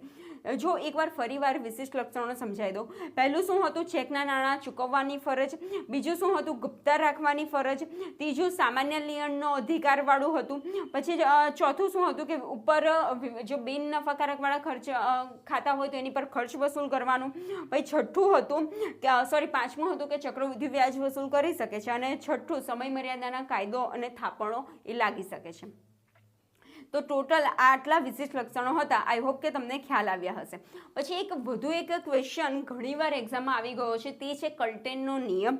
કલ્ટેનનો નિયમ ને એની સાથે એવું પણ પૂછાઈ શકે છે કે ચૂકવેલ નાણાંની ફાળવણીનો અધિકાર સમજાવો, અથવા તો કલ્ટેનના કેસનો નિયમ એ એક્સપ્લેન કરો, એ પણ ઘણીવાર પૂછાય છે. હવે આ કલ્ટેનના કેસનો નિયમ એ છે શું ને શાના રિલેટેડ છે એ પહેલા એકવાર આપણે જોઈ લઈએ કે ઘણીવાર શું થાય, કોઈક એક વ્યક્તિ પાસેથી આપણે વિવિધ પ્રકારના શું કહેવાય કે વિવિધ પ્રકારની લોન લીધી હોય અને ઘણીવાર લીધી હોય. ધારો કે હું આ એક્ઝામ્પલ તમને આપું છું. એમાં શું થાય છે કે જાન્યુઆરી 2020માં 25 લાખ રૂપિયાના લોન કે ઉધાર લીધા. પછી પાછું માર્ચ 2020માં 40 લાખ લીધા અને પછી પાછું ઓક્ટોબર 2020માં 35 લાખ રૂપિયા ઉધાર લીધા. હવે શું થાય છે, આ જે વ્યક્તિ છે ને, આ જે દેવાદાર છે ને, એ દેવાદાર શું કરે છે કે એની ચૂકવણી નવેમ્બરમાં 20 લાખ રૂપિયા કરે છે. તો આ જે 20 લાખ રૂપિયાની ચૂકવણી કરી એ જે તે દેવાદારે એ પૈસા કશાની સામે કટ ઓફ કરવા, એટલે મીન્સ કે આ 20 લાખ રૂપિયા જે આવ્યા છે એનાથી કયું દેવું કેન્સલ કરવું? આ 25 લાખવાળું, આ 40 લાખવાળું કે આ 35 લાખવાળા દેવામાંથી માઇનસ કરવા? એ ક્વેશ્ચન રહ્યો ને. તો એના માટે છે કલ્ટેનનો નિયમ કે જે પણ વિવિધ પ્રકારના એક કરતાં વધુ લોન લેવામાં આવી હોય, એક કરતાં વધુ વાર ઉધાર પૈસા આપવામાં આવ્યા હોય, તો તે સમયે નાણાંની ચૂકવણી તૂટક થાય તો ત્યારે એને સેટ ઓફ કઈ રીતે કરવું, કયા દેવાની સામે એ પૈસા ચૂકવાઈ ગયા એવું લખવું, તે અંગેની માહિતી આપણને કલ્ટેનના નિયમ દ્વારા મળે છે. આપણે જોઈએ કલ્ટેનનો નિયમ. તો કલ્ટેનના નિયમની અંદર કલમ 59માં સેક્શન 59માં શું કહે છે? સૌ પ્રથમ શું કરવું કે જે દેવાદાર પૈસા ચૂકવે છે ને એને જ પૂછી લેવું કે ભાઈ તું આ જે 20 લાખ રૂપિયા આપ્યા એની સામે કયું દેવું હું કેન્સલ કરું? એટલે કે સૌ પ્રથમ શું કરવું? દેવાદારને જ પૂછી લેવું, અથવા તો દેવાદાર જે સૂચના આપે એ મુજબ જ કરવું. દેવાદાર કે આ 20 લાખ રૂપિયા છે તે મારે આ 35 લાખમાંથી માઇનસ કરવા છે કે જે મેં છેલ્લું દેવું લીધેલું એમાંથી હું માઇનસ કરીશ, તો એ પ્રમાણે કરવું કે 35 લાખમાંથી 20 લાખ આવી ગયા એટલે 15 લાખ ચૂકવવાના બાકી રહ્યા. એ રીતે ચોપડે નોંધી લેવું. એટલે પહેલો પોઈન્ટ શું હતો? બેઝિકલી સમજવાનો કે દેવાદાર કહે, દેવાદાર જે સૂચના આપે એ મુજબ જ કરવું. પછી બીજું શું કહે છે કલ્ટેનનો નિયમ કે કલ્ટેનના નિયમમાં સેક્શન 60માં, એટલે કે સેક્શન 60માં શું કહેવામાં આવ્યું છે કે જ્યારે દેવાદાર કંઈ કહેતો જ નથી, દેવાદાર શું કર્યું? આવ્યો 20 લાખ રૂપિયા આપ્યા અને જતો રહ્યો. તો હવે આપણે શું કરવું? આ 20 લાખ સાની સામે સેટઅપ કરવા? એ તો ક્વેશ્ચન રહ્યો ને. દેવાદાર તો સાયલેન્ટ બેસી ગયો છે. તો તે સમયે લેણદાર જે કહે ને એ મુજબ લેણદાર પોતાની મનમરજીનું કરી શકે છે. જેને પૈસા કલેક્ટ કર્યા છે એ વ્યક્તિને પોતાની મનમરજી મુજબ કરી શકે છે. એ ઈચ્છે કે આ 20 લાખ રૂપિયા છે ને તે મારા 40 લાખમાંથી માઇનસ કરવા છે, કે 40 લાખમાંથી 20 લાખમાં આવી ગયા, 20 લાખ બાકી રહ્યા, તો એ રીતે નોંધી કરી શકે છે. જ્યારે દેવાદાર કંઈક પણ ના કહે ત્યારે લેણદાર પોતાની મનમરજી મુજબ જે તે દેવામાંથી એ જે પૈસા આવી ગયા એ સેટઅપ કરી શકે છે, માઇનસ કરી શકે છે. પરંતુ લેણદારે એવું કરતી વખતે શું જોવું જોઈએ કે જે પણ પૈસાની સામે સેટઅપ કરી રહ્યો છે એના પૈસા લેણી થઈ ગયા છે, એટલે એના પૈસા ચૂકવવાનો સમય થઈ ગયો છે. પછી બીજું વસ્તુ એને શું ધ્યાન રાખવું જોઈએ? એ મુદત બહારનું હોય તો પણ ચાલે, કે મુદત બહારનું બની ગયું હોય તો પણ એમાંથી કેન્સલ કરી શકે છે. ને ત્રીજું ફાળવણી. એકવાર એને કહી દીધું, એકવાર એને ચોપડે નોંધી દીધું કે આ 40 લાખમાંથી 20 લાખ આવી ગયા છે, 20 લાખ ચૂકવવાના હજુ બાકી છે, એવું એને ચોપડે નોંધી દીધું. દેવાદારને પણ ફોન કરીને કહી દીધો કે માર્ચમાં જે તમે મારી પાસેથી 40 લાખ લીધેલા ને એની સામે આ તમે 20 લાખ આપ્યા ને તે મેં કેન્સલ કરેલા છે, એવું એકવાર એને કહી દીધું. ને પછી એને અઠવાડિયા પછી એવું થયું કે આ 40માંથી નહોતું કરવું, આ 35 લાખવાળા દેવામાંથી મારે માઇનસ કરવા જેવું હતું, તો એવું એ નહીં કરી શકે. એકવાર એ ચોપડે નોંધી દે, દેવાદારને કહી દે, પછી એ એમાં બદલાવ નહીં કરી શકે. એટલે પહેલાં એ જે કરશે એ જ ગણાશે. એટલે પહેલો પોઈન્ટ શું હતો? દેવાદાર કહે તેમ કરવું. બીજું શું કે દેવાદારે કંઈ ના કહ્યું હોય તો લેણદાર પોતાની મનમરજી પ્રમાણે કરી શકે છે. પરંતુ ત્રીજી વાર શું થાય છે? દેવાદાર પણ કંઈ કહેતો નથી, લેણદાર પણ કંઈ નહીં કહેતો, તો તે સમયે કઈ રીતે ચૂકવણી કેન્સલ કરવી? તો તે સમયે સમયના ક્રમમાં દેવાની ચૂકવણી કેન્સલ કરવી. એટલે જે જૂનામાં જૂનું દેવું હોય ને તેને પ્રથમ કેન્સલ કરવું. હવે આપણા કેસમાં જોઈએ તો આપણા કેસમાં 3 હતું. પહેલા 25 લાખ લીધેલા, પછી 40 લાખ લીધેલા અને પછી 35 લાખ લીધેલા. તો જૂનામાં જૂનું દેવું કયું થયું? આ 25 લાખ વાળું. આ 25 લાખ રૂપિયા વાળું જૂનામાં જૂનું દેવું થયું. તો સૌ પ્રથમ 25 લાખમાંથી 20 લાખ કેન્સલ કરવા અને 5 લાખ હજુ ચૂકવવાના બાકી એવું નોંધી લેવું. જ્યારે દેવાદાર પણ કંઈ નથી કરતો, લેણદાર પણ કંઈ નથી કરતો, તો ત્યારે આ રીતે કેન્સલ થશે. હવે કલ્ટેનનો નિયમ એકદમ જ સ્પીડમાં ફરી એકવાર રિવાઇઝ કરું. સૌ પ્રથમ દેવાદાર સૂચના આપે એ મુજબ કરવું. પછી દેવાદાર કંઈ જ સૂચના ના આપી હોય તો તે સમયે લેણદાર પોતાની મનમરજી મુજબ કેન્સલ કરી શકે છે. અને ત્રીજું, દેવાદાર પણ કંઈ નહીં કહેતો, લેણદાર પણ કંઈ નહીં કરતો, તો એમાં ત્રીજા પોઈન્ટમાં એ વસ્તુ એક્સપ્લેન કર્યું છે કે જ્યારે કોઈ વ્યક્તિ કંઈ જ નથી કહેતો તો તે સમયે જૂનામાં જૂનું જે દેવું હશે એ પહેલા કેન્સલ થશે. એ કેન્સલ થઈ જાય પછી એના પછી જે જૂનું દેવું બનશે એ કેન્સલ થશે. એટલે કે સમયના ક્રમમાં કેન્સલ કરવું. આઈ હોપ કે કલ્ટેનનો નિયમ તમને ખ્યાલ આવ્યો હશે. લાસ્ટ પોઈન્ટ છે ટાચનો હુકમ. હવે ટાચના હુકમમાં શું હોય છે કે અદાલતનો હુકમ મળવાની સાથે જ બેન્કરની ગ્રાહકના ચેકની ચૂકવણી કરવાની જવાબદારીનો અંત આવે છે. એને ટાચનો હુકમ કહીશું. ઘણીવાર શું હોય કે અદાલત કોઈ કારણોસર, હવે સપોઝ કે મારું એક બેંકની અંદર 25 લાખ રૂપિયા છે. હવે 25 લાખ રૂપિયા છે અને હું કોઈક ચેક લખું છું. ધારો કે મારે તમને 60,000 ચૂકવવાના છે ને, તો મેં 60,000 રૂપિયાનો ચેક તમારા પર લખ્યો છે.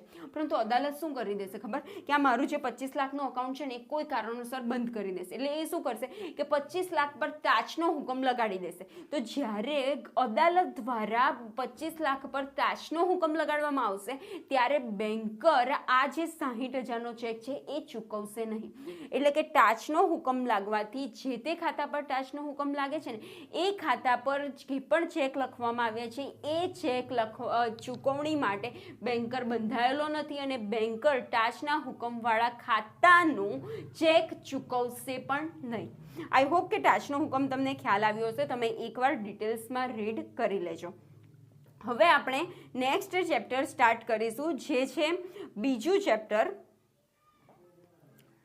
બીજું ચેપ્ટર બેન્કર અને ગ્રાહકના સંબંધનો અંત. હવે આ ચેપ્ટરની અંદર મહત્વનો ક્વેશ્ચન ગણી શકાય એવો ક્વેશ્ચન છે બેન્કર અને ગ્રાહક વચ્ચેના સંબંધનો અંત કેવી રીતે આવી શકે. કે હવે બેંકની અંદર જે તે ગ્રાહક છે એનું ખાતું ખોલાવે છે એટલે કરાર દ્વારા એ જે તે સંબંધ હશે તે સ્ટાર્ટ થશે કે જે તે બેંકનો એક ગ્રાહક બનશે. પરંતુ આ સંબંધનો અંત કઈ રીતે આવશે તે આપણે લખવાનું છે આન્સરમાં. સ્ટાર્ટ કરીએ. પહેલું છે કે પરસ્પર સમજૂતી દ્વારા, મ્યુચ્યુઅલ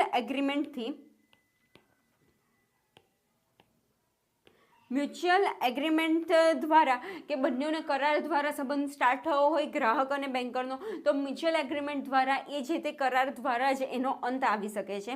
પછી નેક્સ્ટ છે કે જ્યારે પણ ગ્રાહક બેન્કરને અથવા બેન્કરે ગ્રાહકને ખાતું બંધ કરવા પોતાની ઈચ્છા યોગ્ય જાણ કરતી નોટિસ આપે ત્યારે. એટલે કે નોટિસ દ્વારા બેન્કર હશે તે ગ્રાહકને નોટિસ આપશે કે તમારું ખાતું બંધ કરવામાં આવે છે, અથવા તો પછી ગ્રાહક બેંકને નોટિસ આપશે કે મારું જે તે આ ખાતું છે ને તમે બંધ કરી દો ને, તો નોટિસ દ્વારા પણ આ સંબંધનો અંત આવી શકે છે.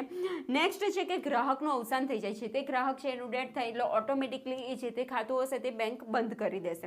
પછી ચોથું છે કે અસ્થિર મગજનો થાય કે જે પણ કંઈક બેન્કર અને ગ્રાહકનો સંબંધની શરૂઆત શાના દ્વારા થયેલી? કરાર દ્વારા. પરંતુ એ કરાર કરવા માટે જે તે વ્યક્તિ છે, જે તે ગ્રાહક છે કેપેબલ જ નથી રહેતો, તો તે સમયે પણ એનું ખાતું બંધ કરવામાં આવે છે. એટલે કે સંબંધનો અંત આવે છે. પછી નેક્સ્ટ છે નાદાર જાહેર થાય કે જ્યારે ઇન્સોલ્વન્ટ જાહેર થાય તો તે સમયે પણ ખાતાનો અંત આવે છે. પછી કોઈ કંપની કે સંસ્થા કે પેઢી વગેરેના ગ્રાહકો જ્યારે તેમની પ્રવૃત્તિનો સંપૂર્ણ રીતે સમેટી લે, કે જ્યારે કોઈ કંપની બેંકની ગ્રાહક હોય કે સપોઝ રિલાયન્સ ઇન્ડસ્ટ્રી છે તો રિલાયન્સ ઇન્ડસ્ટ્રીએ રિલાયન્સના નામ પર ખાતું બેંકમાં ખોલાવ્યું હોય અને રિલાયન્સ ઇન્ડસ્ટ્રી બંધ થઈ જાય તો તે સમયે ઓટોમેટિકલી આ જે રિલાયન્સ ઇન્ડસ્ટ્રીના નામ પર જે ખાતું હશે બેંકમાં તે પણ બંધ કરી દેવામાં આવશે. ગ્રાહકના ખાતા ઉપર અદાલત ટાંચનો હુકમ બજાવવામાં આવ્યો હોય ત્યારે, કે ટાંચનો હુકમ એટલે શું? આ જે તે ખાતું છે ને એના પર કોઈ પણ પ્રકારનો ચેક તમારે ચૂકવવા નહીં, કે કોઈ પણ પ્રકારની આટલા પૈસાની ઉપર કોઈ પણ પ્રકારની કાર્યવાહી નહીં થવી, એ પ્રકારનો ટાંચનો હુકમ જે તે ગ્રાહકના અકાઉન્ટ પર લાગ્યો હોય તો તે સમયે પણ ટેમ્પરરી જે પણ ગ્રાહક અને બેન્કર વચ્ચેનો સંબંધ છે તેનો અંત આવશે. પછી નેક્સ્ટ છે ગ્રાહકના ખાતાની જમા રકમ પરત્વે માલિકી હક પ્રદાનની બેન્કરની યોગ્ય જાણ થાય ત્યારે. માલિકી હક પ્રદાન એટલે સપોઝ કે હવે આપણે એક્ઝામ્પલ મેં તે વખતે પણ આપ્યું હતું ડિટેલ્સમાં કે પોપટલાલનું જે તે બેંકમાં ખાતું છે, પરંતુ પોપટલાલ શું કરશે, એનો મેરેજ થઈ ગયા તો એ શું કરશે, એની વાઈફને એ ખાતું ટ્રાન્સફર કરી દેશે, એટલે ઓટોમેટિકલી પોપટલાલ અને જે બેન્કર છે એની વચ્ચે બેન્કર અને ગ્રાહક સંબંધનો અંત આવી જશે, એટલે કે માલિકી હક પ્રદાન કરે ત્યારે. આઈ હોપ કે આ ક્વેશ્ચન તમને ખ્યાલ આવ્યો હશે. તમે નીચે જોઈ શકો છો અહીંયા આગળ સ્ક્રીન પર કે ઘણીવાર એક્ઝામમાં પૂછાઈ ગયો છે. નેક્સ્ટ આપણે ક્વેશ્ચન જોવા જઈ રહ્યા છે તે છે કયા સંજોગોમાં બેન્કર અને ગ્રાહકના ખાતાને ફરજિયાત બંધ કરવામાં આવે છે, કે કયા સંજોગોમાં બેન્કર અને ગ્રાહકનું ખાતું ફરજિયાત રીતે બંધ કરી દેવામાં આવે છે, કે એમાં કોઈ ઓપ્શન હોતો નથી, વોલેન્ટરલી પણ નથી હોતું. જો આ પ્રકારની કન્ડિશન બને તો બેન્કર ઓટોમેટિકલી છે તે ગ્રાહકનું ખાતું બંધ કરી દેશે. તો સ્ટાર્ટ કરીએ. પહેલું તો અવસાન થાય ત્યારે, કે જે તે ગ્રાહકનું અવસાન થાય તે હમણાં ડિસ્કસ કરી ચૂક્યા. પછી બીજું મગજ અસ્થિર મગજનો થાય ત્યારે, કારણ કે કોઈ પણ પ્રકારનો કોન્ટ્રાક્ટ કરવા માટે કેપેબલ નહીં રહે અને બેન્કર અને ગ્રાહક વચ્ચેનો સંબંધ તો કોન્ટ્રાક્ટ દ્વારા જ ચાલુ થયો હતો, તો એના કારણે એ કન્ડિશનમાં પણ જે તે ગ્રાહકનું ખાતું હશે તે બંધ કરી દેવામાં આવશે, એટલા માટે ફરજિયાત રીતે બંધ કરવામાં આવશે. પછી બીજું છે નાદાર જાહેર થાય ત્યારે, કે જ્યારે જે તે ગ્રાહક હોય તે નાદાર જાહેર થશે તો તે સમયે પણ ગ્રાહકનું ખાતું બંધ કરી દેવામાં આવશે. ધંધો સમેટી લેવામાં આવે ત્યારે, કે જ્યારે ધંધો બંધ કરવામાં આવે ને એ ધંધાનું જે બેંકમાં ખાતું હશે તે પણ બંધ કરવામાં આવશે. ટાંચનો હુકમ લાગે ત્યારે. આ ઉપરના સેમ મુદ્દા છે આમાં, એ વસ્તુ ધ્યાન રાખજો.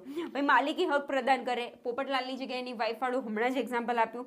ભાઈ બેન્કર પોતાના હિત સાચવવાનું હોય ત્યારે. આ જે સેમ જોયું ને આપણે કે ક્યારે ગ્રાહક અને બેન્કરના સંબંધ નો અંત આવશે તે ક્વેશ્ચનમાં અને ક્યારે ફરજિયાત બંધ કરવામાં આવશે તે ક્વેશ્ચનમાં, આન્સર ઓલમોસ્ટ સેમ જ છે. લાસ્ટ પોઈન્ટ કયો હતો, બેન્કર પોતાનું હિત સાચવવાનું લાગે ત્યારે, કે કોઈક વાર એવું કર્યું હોય, કોઈ ગ્રાહકે લોન લીધી હોય અને એ લોનની ઉપર એમને જે તે મિલકત તારણ તરીકે આપી હોય, સપોઝ કે 50 લાખની લોન લીધી છે, તો બેંક હોય તો શું કરે, 50 લાખ કે 50 લાખ કરતાં વધુ મિલકત એ તારણ તરીકે જામીનગીરી તરીકે મુકાવે, તો એમને જે તે ગ્રાહક હતા એમને કેટલી 1 કરોડ રૂપિયાની જમીન એમને જામીનગીરી તરીકે મૂકી, પરંતુ કોઈક એવું કારણ બન્યું કે જેના કારણે 1 કરોડની જે જમીન હતી એના ભાવ ડાઉન થઈને 20 લાખ થઈ ગયા. હવે તો લોન તો લીધી છે 50 લાખની, એટલે બેન્કર જોખમમાં પડી ગયા, તો તે સમયે પણ ખાતું બંધ કરી શકે છે. પછી સંયુક્ત ખાતા હોય, કે સંયુક્ત કોઈ ભાગીદારી પેઢીનું સંયુક્ત ખાતું હોય અથવા તો કોઈક 3-4 વ્યક્તિનું સંયુક્ત ખાતું હોય અને એ સમયે કોઈક એક ભાગીદાર કે કોઈક એક વ્યક્તિ મૃત્યુ પામે, કોઈક એક વ્યક્તિનું અવસાન થાય, તો તે સમયે પણ આ સંયુક્ત ખાતું બંધ કરી શકે છે. પછી નેક્સ્ટ છે કોઈ ખાતાની ઉધાર બાકી હોય, કે હવે કોઈક વ્યક્તિની ઉધાર બાકી હોય, બેંક ઓવરડ્રાફ્ટ બોલતો હોય, સપોઝ તમારો અથવા તો પછી તમારો બેંકની અંદર બેંક ઓવરડ્રાફ્ટ બોલતો હોય અને મેં ગેરંટી આપું છું કે મેં છે ને આ જે તે પૈસા છે તે હું આ વ્યક્તિ છે એ તમને ચૂકવી જ આપશે, આ 50 લાખનો બેંક ઓવરડ્રાફ્ટ છે એ તમે ચૂકવી જ આપશો, એવી હું ગેરંટી આપું છું. પરંતુ બાહેધીરી જે ગેરંટી આપે છે એનું જ મૃત્યુ થઈ જાય તો તે સમયે તમારી પર એ વિશ્વાસ કઈ રીતે કરી શકે કે તમે 50 લાખ આપશો કે નહીં આપો, ને નહીં આપો તો ભાઈ બાહેધરી કાર ગેરંટી કાર હવે તો કોઈ છે જ નહીં, તો આ સમયે પણ કમ્પલસરી ખાતું બંધ કરી શકે છે, એટલે ફરજિયાત ખાતું બંધ કરી શકે છે. તો ટોટલ 7 કેસ હતા. આઈ હોપ કે કેમ કે 2 વાર રિવાઇઝ થઈ ગયા છે, બંનેમાં આન્સર સેમ જ હતા. પહેલા કેસમાં કે ક્યારે ગ્રાહક અને બેન્કર સંબંધનો અંત આવે છે તેમાં, અને ફરજિયાત બંધ ક્યારે કરવામાં આવશે તેમાં, આમાં ઓલમોસ્ટ આન્સર સેમ જ હતો. એટલે આઈ હોપ કે 2 વાર રિવાઇઝ થયું એટલે ખ્યાલ આવ્યું હશે. નેક્સ્ટ આપણે જે ક્વેશ્ચન જોવાના છે તે છે અનિચ્છનીય ગ્રાહક એટલે શું? અનિચ્છનીય ગ્રાહક કોને કહેવામાં આવશે? અનિચ્છનીય ગ્રાહક એટલે કે જ્યારે પણ કોઈ પણ ગ્રાહક આ 7માંથી કોઈ પણ વસ્તુ કરે, કોઈ પણ એવું કાર્ય કરે તો ત્યારે એ જે તે ગ્રાહક છે તે અનિચ્છનીય ગ્રાહક બની જશે. આપણે રીડ કરીએ કે ગ્રાહકના ખાતા ઉપર વખતો વખત ટાંચનો હુકમ લગાવવામાં આવતો હોય, કે એકવાર જે અદાલત આવીને કહ્યું કે આ જે તે XYZ ગ્રાહક છે ને એનું જે ખાતું છે ને તે હમણાં ટાંચનો હુકમ લાગે છે, એટલે ટાંચનો હુકમ લાગે ને ત્યારે જે તે ગ્રાહકનું ખાતું હોય ને બંધ કરી દેવામાં આવે એટલા સમય પૂરતું. અદાલત ટાંચનો હુકમ લઈ પરત ત્યારે પાછું એનું ખાતું ચાલુ કરી દેવામાં આવે. હવે એકવાર એવું થયું, અદાલત આવી, ટાચનો હુકમ લગાડ્યો, મહિના માટે લગાડ્યો, મહિના પછી એનો ટાચનો હુકમ પરત લઈ લીધો, એટલે મહિના પછી પાછું એનું ખાતું ચાલુ થઈ ગયું. પછી પાછો અઠવાડિયા માટે ટાચનો હુકમ લગાડ્યો, પછી પાછો 2 દિવસ માટે ટાચનો હુકમ. એટલે વખતે જે તે ગ્રાહકના ખાતા ઉપર કોઈને કોઈ કારણોસર અદાલત ટાચનો હુકમ લગાડ્યા કરતી હોય, ખાતું બંધ કર્યા કરતી હોય, તો તે સમયે એ જે તે ગ્રાહક છે એ અનિચ્છનીય ગ્રાહક બની જશે. નેક્સ્ટ છે બેન્કર ગ્રાહકના ચેક પર અથવા વિનિમય પત્ર પર બનાવટી સહી કરનાર અથવા ગુનેગાર જવાબદાર ઠર્યો. સોરી, બેન્કર નહીં, બેન્કરનો ગ્રાહક શું કરતો હોય? બનાવટી ચેક સહી પર બનાવટી ચેક સહી કરતો હોય, અથવા તો પછી જે વિનિમય પત્ર છે એની પર બનાવટી સહી કરતો હોય, તો તે સમયે પણ એ અનિચ્છનીય ગ્રાહક બને છે. ગ્રાહકના ખાતામાં રાખવા પડતી લઘુત્તમ રકમ નિયમ અનુસાર ન રાખતો હોય. મેં કહ્યું ઘણીવાર છે ને મિનિમમ બેલેન્સવાળા અકાઉન્ટ હોય છે કે એટલો બેલેન્સ તો તમારે મેન્ટેન કરવું જ પડે. તો તે સમયે જે મિનિમમ બેલેન્સ મેન્ટેન કરવાનું હોય તે મિનિમમ બેલેન્સ મેન્ટેન ન કરે તો ત્યારે પણ એ અનિચ્છનીય ગ્રાહક બની જાય છે. નેક્સ્ટ છે ખાતાની સિલક ન હોવા છતાં બનાવટી ચેક લેણદારને સાથે છિતર.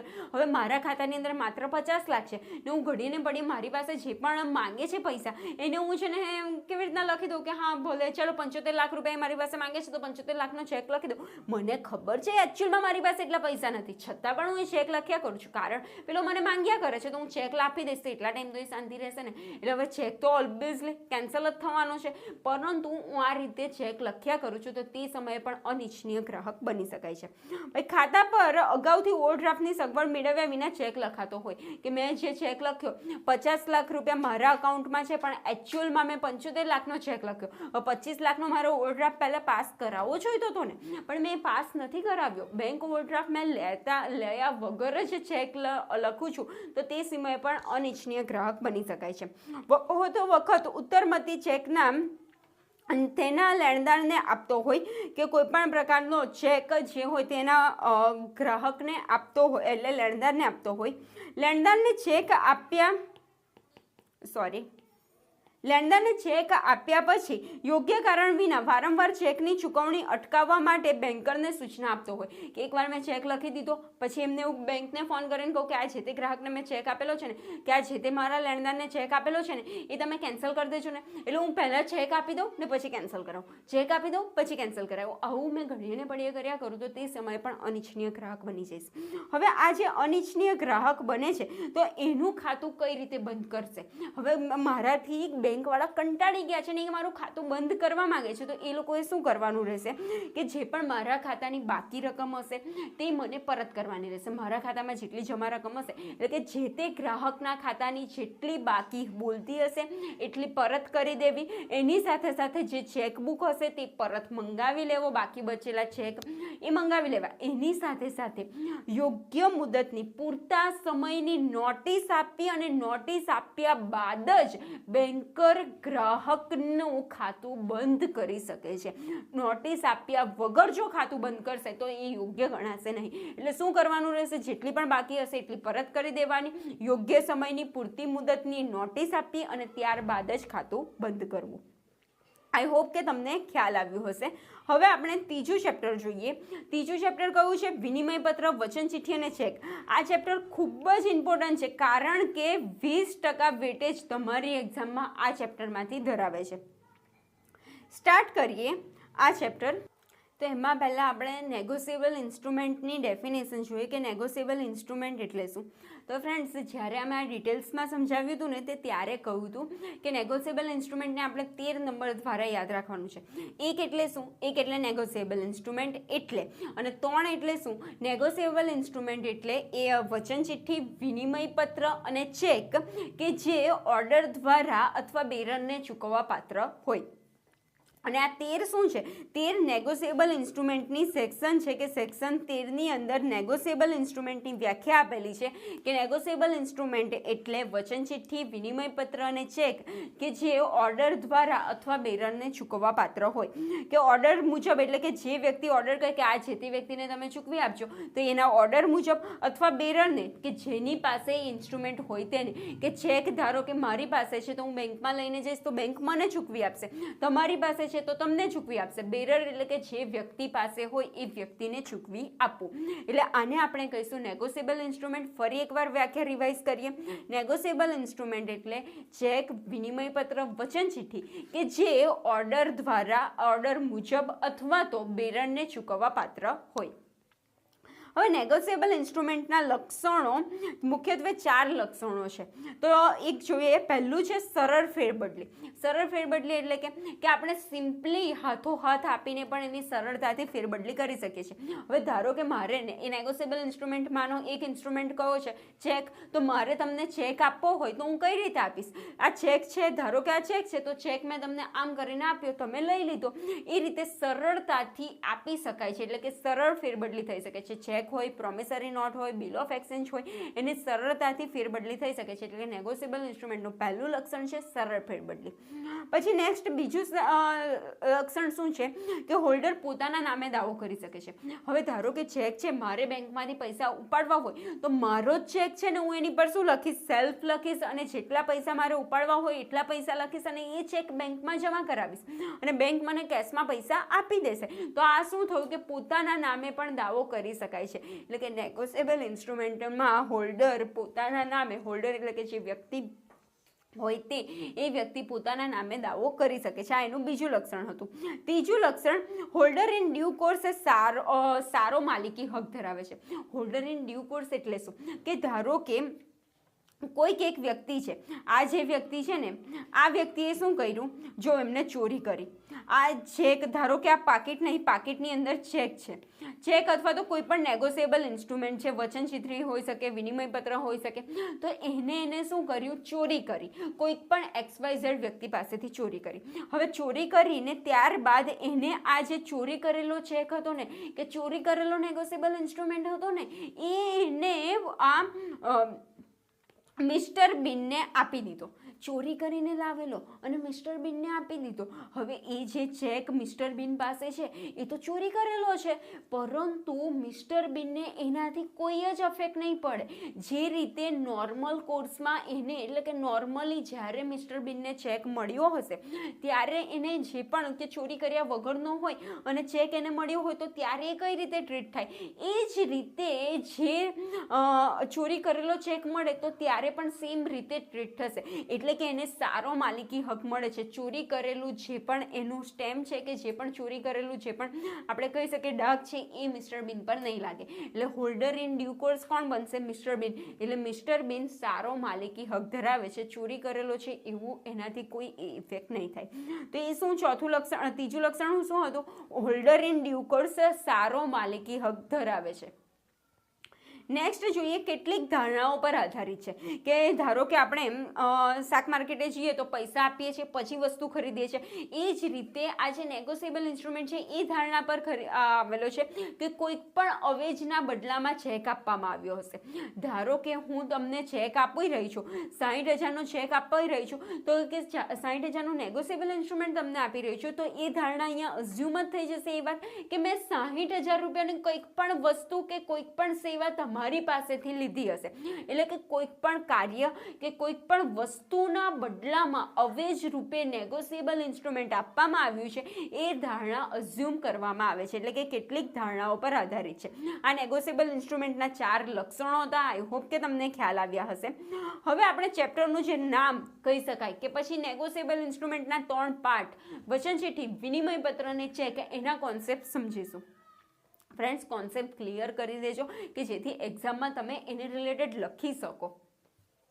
સ્ટાર્ટ કરીએ. વચન ચિઠ્ઠી. આ વચન ચિઠ્ઠી વાળું છે ને મેં કઈ રીતે સમજાવેલું તમને? એક સ્ટોરી દ્વારા સમજાવેલું. કે સ્ટોરી શું હતી કે આ જે પણ ભીમ છે તે છોટા ભીમ શું કરે છે કે ચુટકીની દુકાનમાંથી બહુ જ બધા લડ્ડુ ખરીદી લે છે. એટલા બધા લડ્ડુ કે સપોઝ 100 કિલો લાડવા એને ખરીદી લીધા. આ જે 100 કિલો લાડવા છે,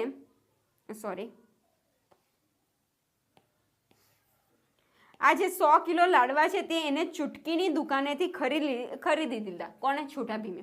હવે એને 100 કિલો લાડવા ફ્રીમાં તો મળે નહીં ને, તો એને 10,000 રૂપિયા ચૂકવવાના છે ચૂટકીને. પરંતુ એની પાસે પૈસા જ નથી. છોટા ભીમ પાસે પૈસા નથી, તો છોટો ભીમ શું કરશે? ચૂટકીને એવું કહેશે કે મારે તને જે આ 10,000 રૂપિયા આપવાના છે ને તે 10,000 હું 1 મહિના પછી આપી દઈશ. એવું એ લેખિતમાં લખી આપે છે. 1 મહિના પછી ને એવું લખી આપે છે કે હું તને 1 માર્ચે આ 10,000 રૂપિયા ચૂકવી આપીશ, એવું હું તને પ્રોમિસ કરું છું, એવું હું તને વચન આપું છું, એવું એક કાગળ પર એ લખે છે. અને આ જે કાગળ પર એને એવું લખ્યું, એ કાગળ એ ચૂટકીને આપી દે છે. તો આ જે કાગળ છે ને એને જ આપણે પ્રોમિસરી નોટ કહીશું. કે જ્યારે જે વ્યક્તિએ પૈસા ચૂકવવાના છે એ વ્યક્તિ સામેથી વચન આપે કે મારે જે આટલી રકમ, એટલે સ્પેસિફિક અમાઉન્ટ હોવી જોઈએ, રકમ નિશ્ચિત હોવી જોઈએ, કે સપોઝ 10 લાખ રૂપિયા, એટલા એ સામેથી કે આ 10 લાખ રૂપિયા મારે જે તમને ચૂકવવાના છે એ પૈસા હું તમને આ સ્પેસિફિક તારીખે હું તમને ચૂકવી આપીશ એવું વચન આપે, એવું એક કાગળ પર લખીને આપે, તો એને આપણે કહીશું પ્રોમિસરી નોટ, એને આપણે કહીશું વચન ચિઠ્ઠી. વચન ચિઠ્ઠી કોણ લખે છે? કે જેને પૈસા આપવાના હોય એ વ્યક્તિ જ સામેથી લખે છે, અને જે વ્યક્તિને પૈસા લેવાના છે એ જસ્ટ એ સ્વીકારે છે. એટલે એમાં ટોટલ કેટલી પાર્ટી થઈ? 2 પાર્ટી થઈ. એક જે સામેથી લખે છે તે, એટલે કે લખનાર, અને બીજું કે જે સ્વીકારે છે તે. આ એક નમૂનો છે પ્રોમિસરી નોટનો. તે આપણે જોઈ લઈએ કે એક સાઈડ પર શું લખેલું છે. એક સાઈડ પર તારીખ, એડ્રેસ ને લખેલું છે. પછી બીજું અહીંયા ગાડી સ્ટેમ્પ હોય, કે પ્રોમિસરી નોટની ઉપર સ્ટેમ્પ હોય તો સ્ટેમ્પ મારેલું છે. પછી ત્રીજું શું છે? પૈસા, જેટલા પૈસા એને ચૂકવવાના એટલી સ્પેસિફિક અમાઉન્ટ લખેલી છે. અને છેલ્લે શું? મને મળેલ અવેજ બદલ આજથી 2 માસ પછી જે પણ વ્યક્તિને ચૂકવવાના હોય તેમને, અથવા તો તેમના હુકમથી, હવે ચૂટકી છે, ચૂટકી એવું કે મને ના ચૂકવ તો મારી મમ્મીને ચૂકવી આપજે, ટુનટુન મોસીને ચૂકવી આપજે, તો ભીમ શું કરશે? એટલા પૈસા ટુનટુન મોસીને આપી દેશે. એટલે કે એ વ્યક્તિને અથવા તો તેના હુકમથી ₹5,500 ચૂકવવાનું વચન આપું છું. વચન શબ્દ હોવો જરૂરી નથી, પણ વચનનો ભાવાર્થ હોવો જરૂરી છે. અને છેલ્લે નામ અને એડ્રેસ, આને કહેવાશે વચન ચિઠ્ઠી. નમૂનો પણ તમારી એક્ઝામમાં પૂછાઈ શકે છે કે પ્રોમિસરી નોટનો નમૂનો બતાવો. આઈ હોપ કે પ્રોમિસરી નોટને એટલે શું ને એ કોન્સેપ્ટ તમને ક્લિયર થઈ ગયા હશે. આપણે સ્પીડમાં એકવાર એના લક્ષણો જોઈ લઈએ કે પ્રોમિસરી નોટ, વચન ચિઠ્ઠીના લક્ષણો શું છે. પહેલું તો એ લેખિતમાં હોવો જોઈએ, લેખિતમાં લખાયેલો હોવો જોઈએ. મૌખિકમાં કહી દઈશું તો નહીં ચાલે. પછી બીજું નાણાં ચૂકવવાનું વચન હોવું જોઈએ. એમાં વચન હોવું જોઈએ, અને તે શાનું વચન હોવું જોઈએ? નાણાં ચૂકવવાનું, કે આટલા પૈસા હું ચૂકવી આપીશ એવું વચન. ભાઈ બિનશરતી હોવી જોઈએ. એમાં જો અને તો વાળી કોઈ કન્ડિશન જ ના હોવી જોઈએ, કે જો આ ઘટના બનશે, જો મુંબઈ હું આવીશ તો હું તને પૈસા ચૂકવીશ, અથવા તો જો આમ થશે તો હું તને પૈસા ચૂકવીશ. એવી જો ને તો વાળી કોઈ કન્ડિશન ના હોવી જોઈએ, બિનશરતી હોવું જોઈએ. નેક્સ્ટ શું છે? વચન આપનારની સહી. જે પણ વ્યક્તિ વચન આપે છે, છોટા ભીમે વચન આપેલું તો એની સહી હોવી જોઈએ. અહીં જયકુમાર બી શાહે વચન આપેલું તો એની નીચે સહી હતી. પછી લખનાર ચોક્કસ વ્યક્તિ હોવો જોઈએ. જે વ્યક્તિ લખે છે એ વ્યક્તિ લખનાર ચોક્કસ હોવો જોઈએ. નાણાં મેળવનાર પણ ચોક્કસ હોવું જોઈએ. આપણા કેસમાં કોણ હતું નાણાં મેળવનાર? ટુનટુન મોસી અથવા તો ભાઈ ચૂટકી, તો એ ચોક્કસ હોવું જોઈએ. રકમ નિશ્ચિત હોવી જોઈએ, કેટલી અમાઉન્ટ તે ચોક્કસ લખેલી હોવી જોઈએ. અથવા એવું લખ્યું હોય કે હું અમુક પૈસા તને ચૂકવી આપવાનું વચન આપું છું, તો એ નહીં ચાલે. અમુક એટલે કેટલા, એ વસ્તુ ચોક્કસ હોવી જોઈએ. હા, પરંતુ ઘણીવાર એવું બની શકે કે પૈસા ચોક્કસ ના કહ્યા હોય, પરંતુ એવું કીધું હોય કે 10,000 રૂપિયા પર જેટલું વ્યાજ થતું હશે એટલું હું ચૂકવી આપીશ. વ્યાજ કેટલું થાય છે એ આપણને ખબર નથી, પણ એવું લખ્યું હોય કે 10,000 પર 6% લેખે વ્યાજ ચૂકવી આપીશ. તો વ્યાજ ચોક્કસ નથી લખ્યું, પરંતુ 10,000ના 6% તો તમે ગણી શકો છો ને, તો તે સમયે અમાઉન્ટ ચોક્કસ છે એવું આપણે ગણી લેવામાં આવશે. ફક્ત નાણાંમાં જ ચૂકવણી, ઘોડો આપી દે કે તો પછી કંઈક પણ વસ્તુ આપવાનું કે તો કોઈ ગિફ્ટ આપવાનું, એવી રીતે ચૂકવણી કરવાની હોય તો એ નહીં ચાલે. માત્ર પૈસામાં જ ચૂકવણી હોવી જોઈએ. સ્થળ અને તારીખ ચોક્કસ હોવી જોઈએ, કે કઈ તારીખે તે પણ ચોક્કસ હોવું જોઈએ. અને સ્ટેમ્પ જરૂરી છે. આપણે જોયું તો અહીંયા ગાડી વચન ચિઠ્ઠીમાં અહીંયા ગાડી સ્ટેમ્પ હતો, એટલે સ્ટેમ્પ હોવું જોઈએ. આઈ હોપ કે વચન ચિઠ્ઠી એટલે શું ને એના કોન્સેપ્ટ તમને ખ્યાલ આપ્યા હશે. જે વ્યક્તિએ પૈસા આપવાના છે, ચૂકવવાના છે, એ સામેથી વચન આપીને આટલા પૈસા આ તારીખે ચૂકવી આપીશ, એ નિશ્ચિત તારીખે નિશ્ચિત અમાઉન્ટ લખીને સામેથી આપે, તેને આપણે કહીશું વચન ચિઠ્ઠી. નેક્સ્ટ આપણે જે જોવાના છે તે વિનિમય પત્ર છે. વિનિમય પત્ર વચન ચિઠ્ઠીથી તદ્દન ઉલટું છે, તો એ આપણે જોઈએ. સ્ટાર્ટ કરીએ. આમાં એક એક્ઝામ્પલ મેં આપેલું તમને કે જે પણ આપણે સુંદરલાલ છે તે સુંદરલાલે આ જે જેઠાલાલ છે એની દુકાનથી ઘણા બધા જે મોબાઈલ હતા તે એને લીધેલા. આપણે એક્ઝામ્પલ ડિટેલ્સમાં શીખી ગયા છે. અહીંયા સ્પીડમાં સ્ટાર્ટ કરીએ કે જે પણ મોબાઈલ લીધેલા પરંતુ મોબાઈલના પૈસા નહોતા આપ્યા, તો જેઠાલાલને તો થયું કે આ સુંદરલાલ તો દર વખતે પૈસાની ગાપચીપ મારે છે, દર વખતે મને ઉલ્લુ બનાવે છે, પૈસા નથી આપતો. તો જેઠાલાલ ઊભો થયો, એને શું કરવાનું છે, પૈસા લેવાના છે. અને એ વ્યક્તિ એટલે પૈસા લેવાના છે તે વ્યક્તિ ઊભો થાય છે. એ શું કહે છે, એ એક પત્રમાં લખીને આપે છે કે આટલા પૈસા તારે મારી પાસેથી મારે તારી પાસેથી જે લેવાના છે તે તું આ તારીખે, એટલે કે સ્પેસિફિક તારીખ કહી દે કે સપોઝ 1 માર્ચે આજે મારે તારી પાસેથી 1 કરોડ રૂપિયા લેવાના છે, એ પૈસા તું મને ચૂકવી આપજે. એવો એ હુકમ કરતો પત્રક જેઠાલાલ છે તે સુંદરને આપે છે. કેવો પત્રક હોવો જોઈએ? હુકમ કરતો પત્રક જેઠાલાલ સુંદરને આપે છે કે આટલા પૈસા તારે મને ચૂકવી આપવાના. એવો હુકમ કરતો પત્રક કે સુંદરને મળી ગયો. સુંદર શું કહેશે, જીજાજી મેં તો તને પૈસા આપવાનો જ હતો ને, મેં ક્યાં ભાગી જવાનો છો? તો કે સારું, તો આની પર તું સહી કરી દે. જેઠાલાલ એવું કહેશે. તો સુંદર શું કહે છે કે હા, હું તમને પૈસા આપવાનો જ છું. એટલે એ જે હુકમ કરતો પત્રક જેઠાલાલે સુંદરને આપ્યો હતો એ પત્ર પર એ સહી કરે છે અને સહી કરીને એ રિટર્ન સ્વીકારીને એને સહી કર્યો. એનો મિનિંગ શું થયો કે એને એ પત્રક એના પર જે લખ્યું છે એને સ્વીકારી લીધું ને સ્વીકારીને એ પાછો જેઠાલાલને રિટર્ન કરે છે. અને આ જે પત્રક છે ને એને જ આપણે કહીશું બિલ ઓફ એક્સચેન્જ, એટલે કે વિનિમય પત્ર. જે વ્યક્તિએ પૈસા લેવાના છે એ વ્યક્તિ લખે છે, હુકમ કરતો પત્ર લખે છે, જેને પૈસા ચૂકવવાના છે એને આપે છે, એ વ્યક્તિ એક્સેપ્ટ કરીને સ્વીકારીને સહી કરીને પરત પાછો કરે, તે જ સમયે એ વિનિમય પત્ર બનશે. ખાલી લખવામાં આવ્યો હોય, સામેવાળી વ્યક્તિ સ્વીકાર્યો ના હોય, સહી ના કરી હોય, તો એને આપણે વિનિમય પત્ર કહી શકીશું નહીં. આઈ હોપ તમને ખ્યાલ આવ્યો હશે કે વિનિમય પત્ર એટલે શું. હવે બીજું બી બની શકે છે કે હવે આ જે વિનિમય પત્ર જેઠાલાલ પાસે આવી ગયો કે જેની પર સુંદરની સહી છે, આ તારીખે પૈસા ચૂકવવાનો છે, એ સહીવાળો પત્ર એ શું કરશે, એ ભીડેને આપી દેશે. આખી સ્ટોરી ડિટેલ્સમાં હતી, હમણાં હું સ્પીડમાં જવા દઉં છું કે પત્ર એ જે એને કંઈક પણ મેન્ટેનન્સનું કે ગમે તે એને ચૂકવવાનું છે તો એના બદલામાં એ ભીડેને આપી દેશે ને એ શું કહી દેશે કે સુંદર પાસેથી મારે પૈસા લેવાના છે, સુંદર પાસેથી મારે પૈસા લેવાના છે, તો મારી વટી તું લઈ લેજે. એવું કહીને એ ભીડેને આપી દે છે ને સુંદરને ફોન કરીને કી આપે છે, તારે જે મને પૈસા ચૂકવવાના હતા ને તે હવે તું મને ના ચૂકવતો, એ હવે તું ભીડેને ચૂકવી દે છે. એટલે હવે સુંદર કોને પૈસા ચૂકવશે? હવે સુંદર ભીડેને પૈસા ચૂકવશે. એટલે મિનિંગ શું થયો, વિનિમય પત્ર જે પણ વ્યક્તિએ ચૂકવવાનો છે એ વ્યક્તિ ક્યાં તો એ પોતે પૈસા સ્વીકારશે અથવા તો પછી જે વ્યક્તિને હુકમ કરે એને ચૂકવી આપવાના રહેશે. ટોટલ કેટલી 3 પાર્ટી થશે. એક તો જે પત્ર લખે છે તે, એટલે કે જેઠાલાલે હુકમ કરતો પત્ર લખેલો, એક પાર્ટી એ થઈ. બીજું કે જે સ્વીકારીને એક્સેપ્ટ કરીને રિટર્ન કરે છે તે, એટલે કે વિનિમય પત્ર સ્વીકારનાર. અને ત્રીજું કે જેને પૈસા ચૂકવવાના છે, એટલે કે નાણાં મેળવનાર. આપણા કેસની અંદર જે ભીડે છે એને સુંદર પૈસા ચૂકવશે, એટલે નાણાં મેળવનાર પાર્ટી બનશે ભીડે. ટોટલ 3 પાર્ટી હોય છે. હા, ઘણીવાર એવું બની શકે કે નાણાં મેળવનાર અને પત્ર લખનાર સેમ જ હોઈ શકે. ધારો કે આ ભીડેવાળો કેસ બન્યો જ નથી, અહીં સુધીની જ વાર્તા હતી, તો નાણાં મેળવનાર પણ કોણ બની જશે? જેઠાલાલ જ બની જશે. એટલે બંને વ્યક્તિ સેમ પણ થઈ શકે છે. જોઈએ આપણે કે વિનિમય પત્રમાં કેટલા પાર્ટી હોય છે, તો 3 પાર્ટી. એક વિનિમય પત્ર લખનાર, વિનિમય પત્ર સ્વીકારનાર અને નાણાં મેળવનાર. જો અહીંયા ગાડી નીચે વિનિમય પત્રનો નમૂનો છે.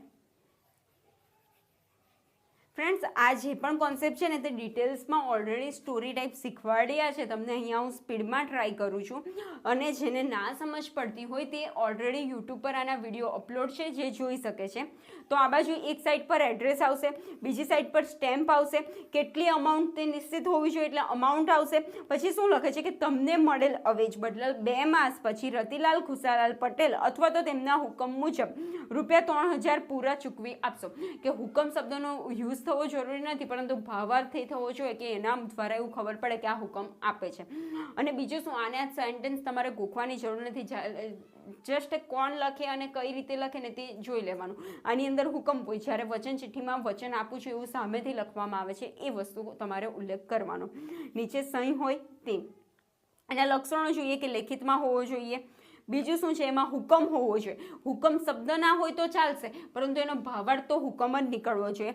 હુકમ પાછું કેવું હોવું જોઈએ, બિનશરતી હોવું જોઈએ. જો આ ઘટના બનશે તો તું પૈસા ચૂકવી આપજે, એ પ્રકારનો હુકમ ના હોવો જોઈએ. એટલે જો અને તો વાળી વાર્તા ના હોવી જોઈએ, હુકમ બિનશરતી હોવો જોઈએ. નેક્સ્ટ, લખનારની સહી હોવી જોઈએ. જે પણ વ્યક્તિ લખે છે એની સહી હોવી જોઈએ. ફક્ત નાણાંમાં જ ચૂકવણી, ઘોડો ચૂકવે, શેર કે ડિબેન્ચર ચૂકવે તો પણ નહીં ચાલે. માત્ર ને માત્ર નાણાંમાં જ ચૂકવણી હોવી જોઈએ. રકમ ચોક્કસ હોવી જોઈએ. અમુક પૈસા ચૂકવી આપીશ એવું કહેશે તો નહીં ચાલે. ચોક્કસ 5,000, 10,000 જે પણ અમાઉન્ટ હોય તે નિશ્ચિત હોવી જોઈએ. લખનાર અને ડ્રોઈ ચોક્કસ હોવા જોઈએ, કે જે વ્યક્તિ લખી રહ્યો છે તે વ્યક્તિ ચોક્કસ હોવું જોઈએ, અને નાણાં મેળવનાર ચોક્કસ હોવું જોઈએ. એ વિનિમય પત્ર સ્વીકારનાર ચોક્કસ હોવું જોઈએ. જેને નાણાં ચૂકવવાના છે તે ચોક્કસ હોવું જોઈએ. આઈ હોપ કે તમને વિનિમય પત્રનો કોન્સેપ્ટ ખ્યાલ આવ્યો હશે. ફરી એકવાર કહી દો, વચન ચિઠ્ઠીની અંદર જે વ્યક્તિ પૈસા ચૂકવવાના છે એ વ્યક્તિ સામેથી લખીને કહે છે, પત્ર આપીને કહે છે કે આટલા પૈસા જે મારે ચૂકવવાના છે એ હું આ તારીખે ચૂકવી આપવાનું વચન આપું છું, તેને વચન ચિઠ્ઠી કહેવાશે. જ્યારે વિનિમય પત્રની અંદર જેને પૈસા લેવાના છે એ વ્યક્તિ હુકમ કરતો પત્ર આપે છે, જેને પૈસા ચૂકવવાના છે એ વ્યક્તિ પત્ર સ્વીકારે છે, એની નીચે સહી કરે છે અને રિટર્ન કરે છે, ત્યારે તેને આપણે કહીશું વિનિમય પત્ર. બંનેમાં કન્ફ્યુઝ ના થતા. નેક્સ્ટ છે ચેક. ચેકથી તો આપણે બધા વાકેફ જ છે કે ચેક શું હોય છે તે. ઘણાએ તો ચેક લખ્યો પણ હશે. ચેક એક વિનિમય પત્ર છે કે જે નિશ્ચિત બેંક પર લખાયેલો હોય છે. આમ તેમાં માંગણી થતાં ચૂકવવા પાત્ર છે. અન્ય રીતે ચૂકવવા પાત્ર હોવાનું જણાવવામાં આવતું નથી, કે જ્યારે ચેક પ્રસ્તુત કરવામાં આવે ત્યારે જે ચૂકવવામાં આવશે. ચેકના લક્ષણો જોઈએ. ચેકને હું ડિટેલ્સમાં નથી કરાવતી, ઓલરેડી કરાવી ચૂકી છું, અને ઘણા બધાને ચેકનો મિનિંગ બેઝિકલી ખ્યાલ જ હશે. તો એ લેખિતમાં હોવો જોઈએ. ચેક ઓબ્વિયસલી લેખિતમાં હોવો જોઈએ. મૌખિકમાં તમે બેંકમાં જઈને કહો કે આ જે ચેક છે મને એના પૈસા ચૂકવી આપો, આપશે? કોઈ નહીં આપે. પછી બિનશરતી હોવો જોઈએ. એમાં કોઈ પણ પ્રકારની શરત હોતી નથી. ચેક નિશ્ચિત બેંક પર લખાયેલો હોય છે. મારા કે તમારે જેવા વ્યક્તિ પર ચેક લખાયેલો નથી, નિશ્ચિત બેંકમાં જ લખાયેલો હોય છે. બેંકના નામનો ચેક હોય છે. ચોક્કસ રકમનો હુકમ હોય છે કે આટલા પૈસા ચૂકવી આપવા કે આટલા પૈસા આ જે તે વ્યક્તિને આપી દેવા, એ પ્રકારનો હુકમ હોય છે. નાણાં મેળવનાર ચોક્કસ હોય છે, કે જે તે વ્યક્તિને પૈસા મળવાના છે એ ચોક્કસ વ્યક્તિનું નામ લખેલું હોય છે, કે જે ભૂતિયા વ્યક્તિનું નામ લખેલું હોતું નથી. માંગ પર ચૂકવણી, કે જ્યારે ચેક પ્રસ્તુત થશે ત્યારે એની ચૂકવણી કરવામાં આવશે.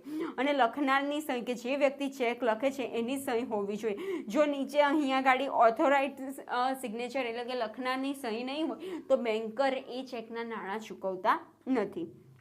આઈ હોપ કે આ દરેક વસ્તુ તમને ખ્યાલ આવ્યું હશે. ફ્રેન્ડ્સ, આપણે 3 કોન્સેપ્ટ એકવાર રિવાઇઝ કરી ચૂક્યા છે. તો હવે જ્યારે તમે શું કરશો, તમારી બુકની અંદર વિનિમય પત્ર અને ચેક અને વચન ચિઠ્ઠી અને વિનિમય પત્ર, આ 3 તફાવત છે. તફાવત એકવાર વાંચી જજો, કારણ કે એક્ઝામમાં ઘણીવાર તફાવત આવે છે. ફ્રેન્ડ્સ, હવે આપણે 6થું ચેપ્ટર જોઈશું, પેમેન્ટ બેંક. પહેલાં આપણે છે ને 6થું, 7મું અને 8મું ચેપ્ટર, આ 3 ચેપ્ટર ઇઝી છે એટલા માટે એને પહેલાં રિવાઇઝ કરી લઈએ. સ્ટાર્ટ કરીએ પેમેન્ટ બેંક. તો આ ચેપ્ટરની અંદર પહેલાં મેં છે ને એનો કોન્સેપ્ટ તમને સમજાવી દઈશ. ને કોન્સેપ્ટની અંદર છે ને ઓલમોસ્ટ ઘણા બધા ક્વેશ્ચન કવર થઈ જશે, કે પેમેન્ટ બેંકના કાર્યો કયા છે, કયું કાર્ય એ ન કરી શકે, એનો ઉદ્ભવ કઈ રીતે થયો, આ દરેક બાબત આપણે એક ચાર્ટના માધ્યમ દ્વારા સ્પીડમાં રિવાઇઝ કરી લઈએ. તો સ્ટાર્ટ કરીએ. આ પેમેન્ટ બેંક એટલે શું? બેઝિકલી એનું ગુજરાતી કરીએ ને તો એવું થાય કે ચૂકવણીની બેંક.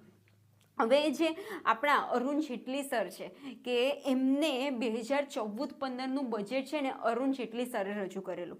હવે આ જે છે ને અરુણ જેટલી સર એ એવું લાવવા માંગતા હતા કે એવી કોઈક બેંકની શરૂઆત કરવા માંગતા હતા કે જે બેંક દ્વારા છે ને જે પણ સરકાર પાસે પૈસા આવે, એટલે કે સરકારી ભંડોળમાં વધારો થાય, એની સાથે સાથે ગ્રામ્ય વિસ્તારોમાં જે બેંકો નહોતી ત્યાં ગ્રામ્ય વિસ્તારો સુધી પણ બેંકો પહોંચી જાય, અને એની સાથે સાથે જે પણ આપણા ટ્રાન્ઝેક્શન થઈ રહ્યા છે, વ્યવહાર થઈ રહ્યા છે, એ કેશલેસ વ્યવહાર થાય. કેશલેસ વ્યવહાર એટલે કેવા વ્યવહાર કે જેમાં પૈસાની આપલે ના થાય, ડિજિટલ રીતે દરેક ટ્રાન્ઝેક્શન થાય, એવા પ્રકારની કોઈક બેંકની શરૂઆત અરુણ જેટલી સર કરવા માંગતા હતા. તો એમના માટે એમને શું કર્યું કે એવી એક બેંક લાવ્યા, જે બેંકને આપણે કહીએ છીએ પેમેન્ટ બેંક, કે જેના દ્વારા શું થયું, આ 3 હેતુ છે એ કરવા માંગતા હતા એ પૂરા થયા. હવે તમે કહેશો ફ્રેન્ડ્સ કઈ રીતે, તો એ હું તમને સમજાવું. કે આ પેમેન્ટ બેંકમાં એમને શું કર્યું ખબર, કે પેમેન્ટ બેંકની એમને સ્થાપના એટલા માટે કરાવી કે એ છે ને ચૂકવી આપશે, ગ્રાહકના જે પણ કંઈક વિવિધ પ્રકારના ખર્ચા છે ને તે ગ્રાહક વટી ચૂકવી આપશે. અને કઈ રીતે? ડિજિટલ રીતે, એટલે કે ઓનલાઈન માધ્યમ દ્વારા. એનાથી શું થાય કે કેશલેસ ટ્રાન્ઝેક્શન થઈ ગયો, એ એમનો હેતુ હતો ને એ પૂરું થઈ ગયો. એટલે પેમેન્ટ બેંક શું કરે છે, વિવિધ પ્રકારના બિલ, જેમ કે લાઇટ બિલ હોઈ શકે, જેમ કે વીમા પ્રીમિયમ હોઈ શકે, એવા વિવિધ પ્રકારના જે પણ કંઈક બિલ છે તે એ ચૂકવી આપે છે ગ્રાહક વટી. એની સિવાય પેન્શનની સેવા, વીમા પ્રીમિયમની ચૂકવી આપવું, એટીએમ કાર્ડની સેવા, વિવિધ પ્રકારની સેવા આપવાનું અને ખર્ચાઓ ચૂકવી આપવાનું કાર્ય પેમેન્ટ બેંકનું રહેશે, એવું અરુણ જેટલી સરે કહ્યું. અને એવા પ્રકારની બેંકની સ્થાપના થઈ. એનાથી એમનો એક ઉપદેશ હતો કેશલેસ ટ્રાન્ઝેક્શન થવું જોઈએ, એ થઈ ગયું. પછી નેક્સ્ટ શું કર્યું એમને, કે આ જે પેમેન્ટ બેંક છે ને તે જે પણ કંઈક થાપણો સ્વીકારે છે એ મર્યાદિત કરી દીધી, કે એ ગ્રાહકોની વધુ પડતી થાપણો ના સ્વીકારી શકે. એટલે વધુ પડતા પૈસા એ જમા ના કરાવી શકે, મર્યાદિત થાપણો સ્વીકારવાનું એ બેંકનું કાર્ય તરીકે આપી દીધું. અને બીજું શું કર્યું, કે એ કોઈ પણ જગ્યાએ ધિરાણ ના કરી શકે. આ એવી બેંક હતી કે જે ગ્રાહકો પાસેથી પૈસા લેતી હતી, પરંતુ એ લીધેલા પૈસાનું, લીધેલા જે પણ કંઈક થાપણો સ્વીકારે છે નાણાં રૂપે, એ થાપણોનું એ બીજી અન્ય જગ્યાએ કે બીજી કોઈ પણ જગ્યાએ ઇન્વેસ્ટ નહીં કરી શકે, અથવા તો પછી ગ્રાહકોને ધિરાણ નહીં કરી શકે. એના પર પ્રતિબંધ મૂકી દીધો. હવે કહેશો આવું કેવું, થાપણો સ્વીકારી શકે પણ ધિરાણ ના કરી શકે. પરંતુ એની જગ્યાએ પેમેન્ટ બેંકે શું કરવાનું રહેશે ખબર તમને, કે આ જે થાપણો એ સ્વીકારે છે ને ગ્રાહકો પાસેથી, તો એ જે પૈસા આવે છે એને સરકારી જામીનગીરીમાં 75% ઓછામાં ઓછા રોકવાના રહેશે. સપોઝ કોઈક પેમેન્ટ બેંક પાસે 10 કરોડ રૂપિયા આવે છે, 10 કરોડ નહીં, આપણે સમજી લે 100 કરોડ રૂપિયા કોઈક પેમેન્ટ બેંક પાસે આવે છે થાપણો રૂપે ગ્રાહકો પાસેથી, તો એ 100 કરોડનું એમને શું કરવાનું રહેશે, પેમેન્ટ બેંકે કોઈ જગ્યાએ ધિરાણ તો નહીં જ કરી શકે, પરંતુ એ 100 કરોડ રૂપિયામાંથી 75 કરોડ રૂપિયા કમ્પલસરી સરકારી જામીનગીરીમાં એ પેમેન્ટ બેંકે આપી દેવાના, એવી જોગવાઈ કરવામાં આવી. એનાથી શું થયું, અરુણ જેટલી સર છે ને બહુ સ્માર્ટલી વર્ક કરી ગયા, કે 75% એમને સરકારી જામીનગીરીમાં આપવાનું કહી દીધું. એનાથી શું થયું, કે જેટલા પણ પૈસા આવશે એના 75% સરકારી જામીનગીરીમાં રોકાશે, કે પેમેન્ટ બેંક હશે એ સરકારી જામીનગીરીમાં પૈસા આપશે, અને સરકારી જામીનગીરીના પૈસા ક્યાં જાય, સરકાર પાસે, એટલે કે ગવર્મેન્ટ પાસે. એટલે સરકારનું જે ભંડોળ હતું, સરકાર પાસે જે પૈસા હતા એમાં ઓટોમેટિકલી વધારો થશે. અરુણ જેટલી સર પહેલા જ એવું વિચારતા હતા કે ભંડોળમાં, સરકારી ભંડોળમાં વધારો થાય એવી કોઈક બેંક લાવવી છે, એટલે એમને ધિરાણ પર પ્રતિબંધ કરી દીધો. અને એની જગ્યાએ જે પણ કંઈક પૈસા આવી રહ્યા છે એમાંથી ઓછામાં ઓછા 75%, આંકડો પૂછાઈ શકે છે કે સરકારી જામીનગીરીમાં કેટલું ઇન્વેસ્ટ કરવાનું રહેશે, અથવા તો ધિરાણ કરી શકે છે કે નહીં કરી શકતી, તો પેમેન્ટ બેંક ધિરાણ નહીં કરી શકતી. જે પૈસા આવે છે એમાંથી ઓછામાં ઓછા 75% સરકારી જામીનગીરીમાં નાખવાના રહેશે, કે જેના કારણે સરકારી ભંડોળમાં વધારો થયો. પછી બીજું શું છે કાર્ય પેમેન્ટ બેંકનું, કે ચાલુ અને બચત ખાતા ખોલાવી શકે છે, કે ચાલુ અને બચત ખાતા ખોલાવશે ને તો એનાથી શું થશે, કે વિવિધ ગામડાઓની અંદર, અને એ ચાલુ અને બચત ખાતા પણ પાછું કેવું, કે વિવિધ ગામડામાં ચાલુ અને બચત ખાતા ખુલશે, એટલે કે ગામડાના લોકોના પણ ખાતા ખુલવા માંડશે, એટલે કે ગ્રામ્ય વિસ્તાર સુધી બેંક પહોંચી રહેશે. એની સાથે સાથે જેટલા ચાલુ અને બચત ખાતા વધારે ખુલશે એટલા એના 75% વધારે થશે, એટલું સરકારી ભંડોળ વધારે વધશે. પછી બીજું, ઈ બેન્કિંગ ની સેવાઓ આપશે. જે પણ પેમેન્ટ બેંક છે એ ઇલેક્ટ્રોનિક બેન્કિંગની જે પણ કંઈક વિવિધ પ્રકારની સેવા છે એ પૂરી પાડવાનું કાર્ય કરશે. એના કારણે કેશલેસ ટ્રાન્ઝેક્શન, ડિજિટલ ઇન્ડિયાના જે કોન્સેપ્ટ હતા એ પણ પૂરા થઈ શકશે. એ હેતુ પણ બીજું એક વસ્તુ એ લાવ્યા, એમનો બીજો એક હેતુ શું હતો, કે ગામડે ગામડે બેંક થવી જોઈએ, ગામડા સુધી બેન્કિંગ સેવા પહોંચવી જોઈએ. તો એના માટે એમને એક જોગવાઈ પાછી એક વધારાની કરી દીધી. એ જોગવાઈ શું હતી, કે ગામડાઓમાં શાખાઓ 25% કે તેથી વધુ હોવી જોઈએ. કોઈ પણ વ્યક્તિ પેમેન્ટ બેંક શરૂ કરવા માંગે છે ને તો એ વ્યક્તિ કમ્પલસરી જેટલી પણ શાખાઓ ખોલે છે એમાંથી 25% એની શાખાઓ ગ્રામ્ય વિસ્તારમાં હોવી જોઈએ. ગામડાઓમાં ગામડામાં 25% શાખાઓ ખુલવી જોઈએ કે એનાથી વધારે ખુલવી જોઈએ એવી જોગવાઈ કરી દીધી. એટલે 25% શાખાઓ ગામડામાં જશે કમ્પલસરી રીતે. એટલે ગામડાઓમાં બેંક પહોંચશે એટલે ઓટોમેટિકલી બેન્કિંગ ક્ષેત્રનો વિકાસ ગ્રામ્ય ક્ષેત્રમાં પણ થઈ શકશે. એટલે પેમેન્ટ બેંક શું છે? એક તો ચૂકવણી કરી આપે છે, એની સાથે સાથે જે થાપણો હોય છે તે મર્યાદિત સ્વીકારે છે, ધિરાણ કરતી નથી અને એની સાથે ચાલુ અને બચત ખાતા ખોલી આપે છે અને ઈ બેન્કિંગની સેવાઓ આપે છે.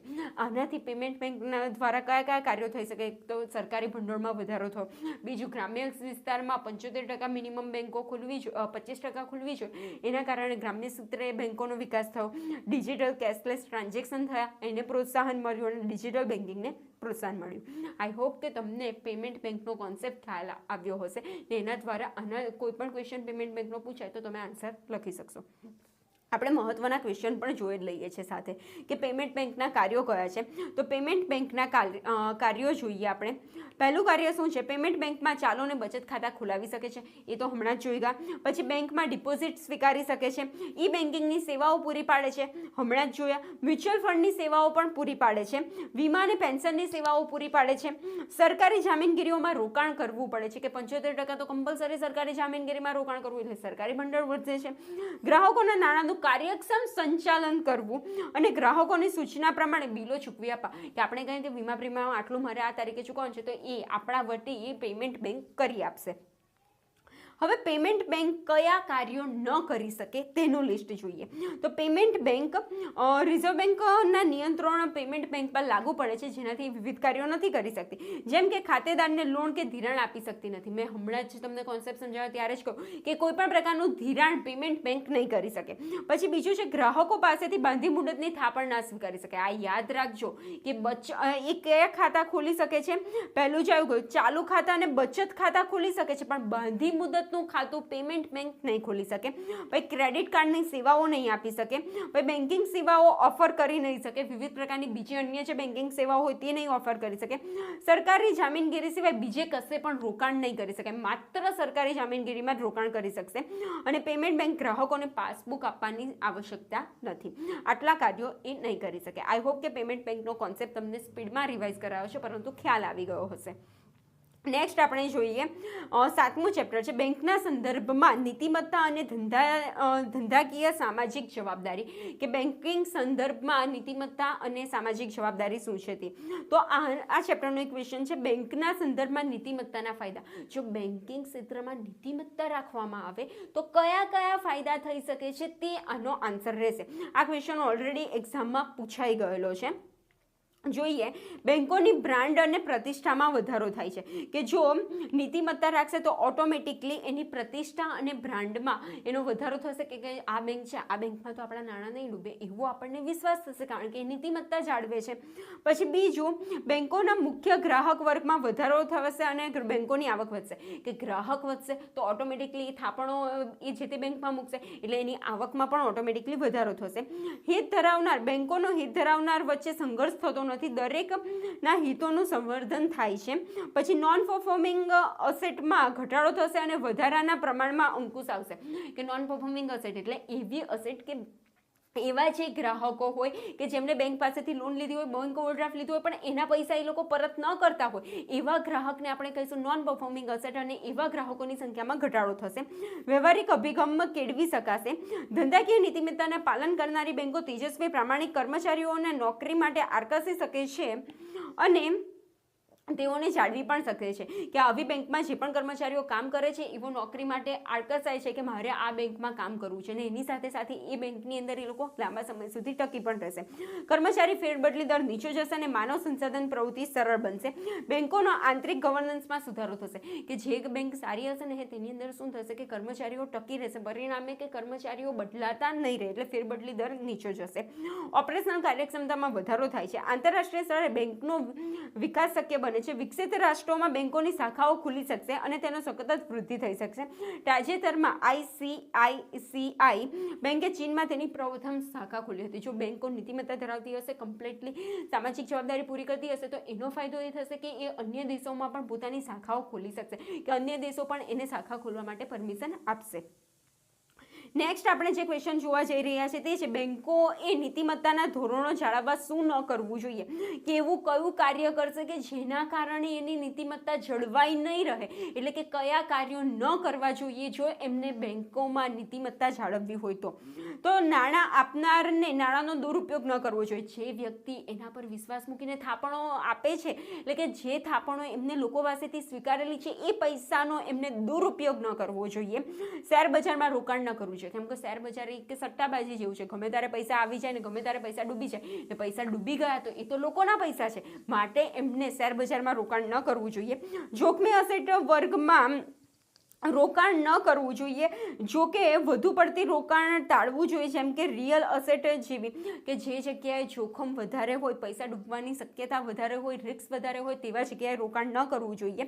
નાણાંનું ધિરાણ કરવામાં કે લોન આપવામાં ભ્રષ્ટાચાર ન કરવો જોઈએ, કે લોન ગમે તે વ્યક્તિને આપી દીધી એવા કોઈ પણ, જેમ કે પીએમબી હતું કે ઘણા એવા સ્કેમ થઈ ગયા છે, એ પ્રકારનું ન થવું જોઈએ. હિસાબોમાં ખોટા આંકડા રજૂ ન કરવા જોઈએ, કે કંઈક પણ ખોટા ગોટાળા હિસાબોની અંદર અકાઉન્ટ ને મેનિપ્યુલેટ ન કરવા જોઈએ. એનપીએના ખોટા આંકડાઓ રજૂ ન કરવા જોઈએ. નોન પરફોર્મિંગ અસેટના ખોટા આંકડા રજૂ કરવા ન જોઈએ. મની લોન્ડરિંગની પ્રવૃત્તિમાં ઉત્તેજન ન આપવું જોઈએ, કે આટલા કાર્યો ન કરવા જોઈએ. જો આવા કોઈ પણ પ્રકારના કાર્ય કરશે તો બેંકોની નીતિમત્તા નહીં જળવાઈ રહે. નેક્સ્ટ આપણે જોઈએ બેન્કિંગ લોકપાલ યોજના 1995.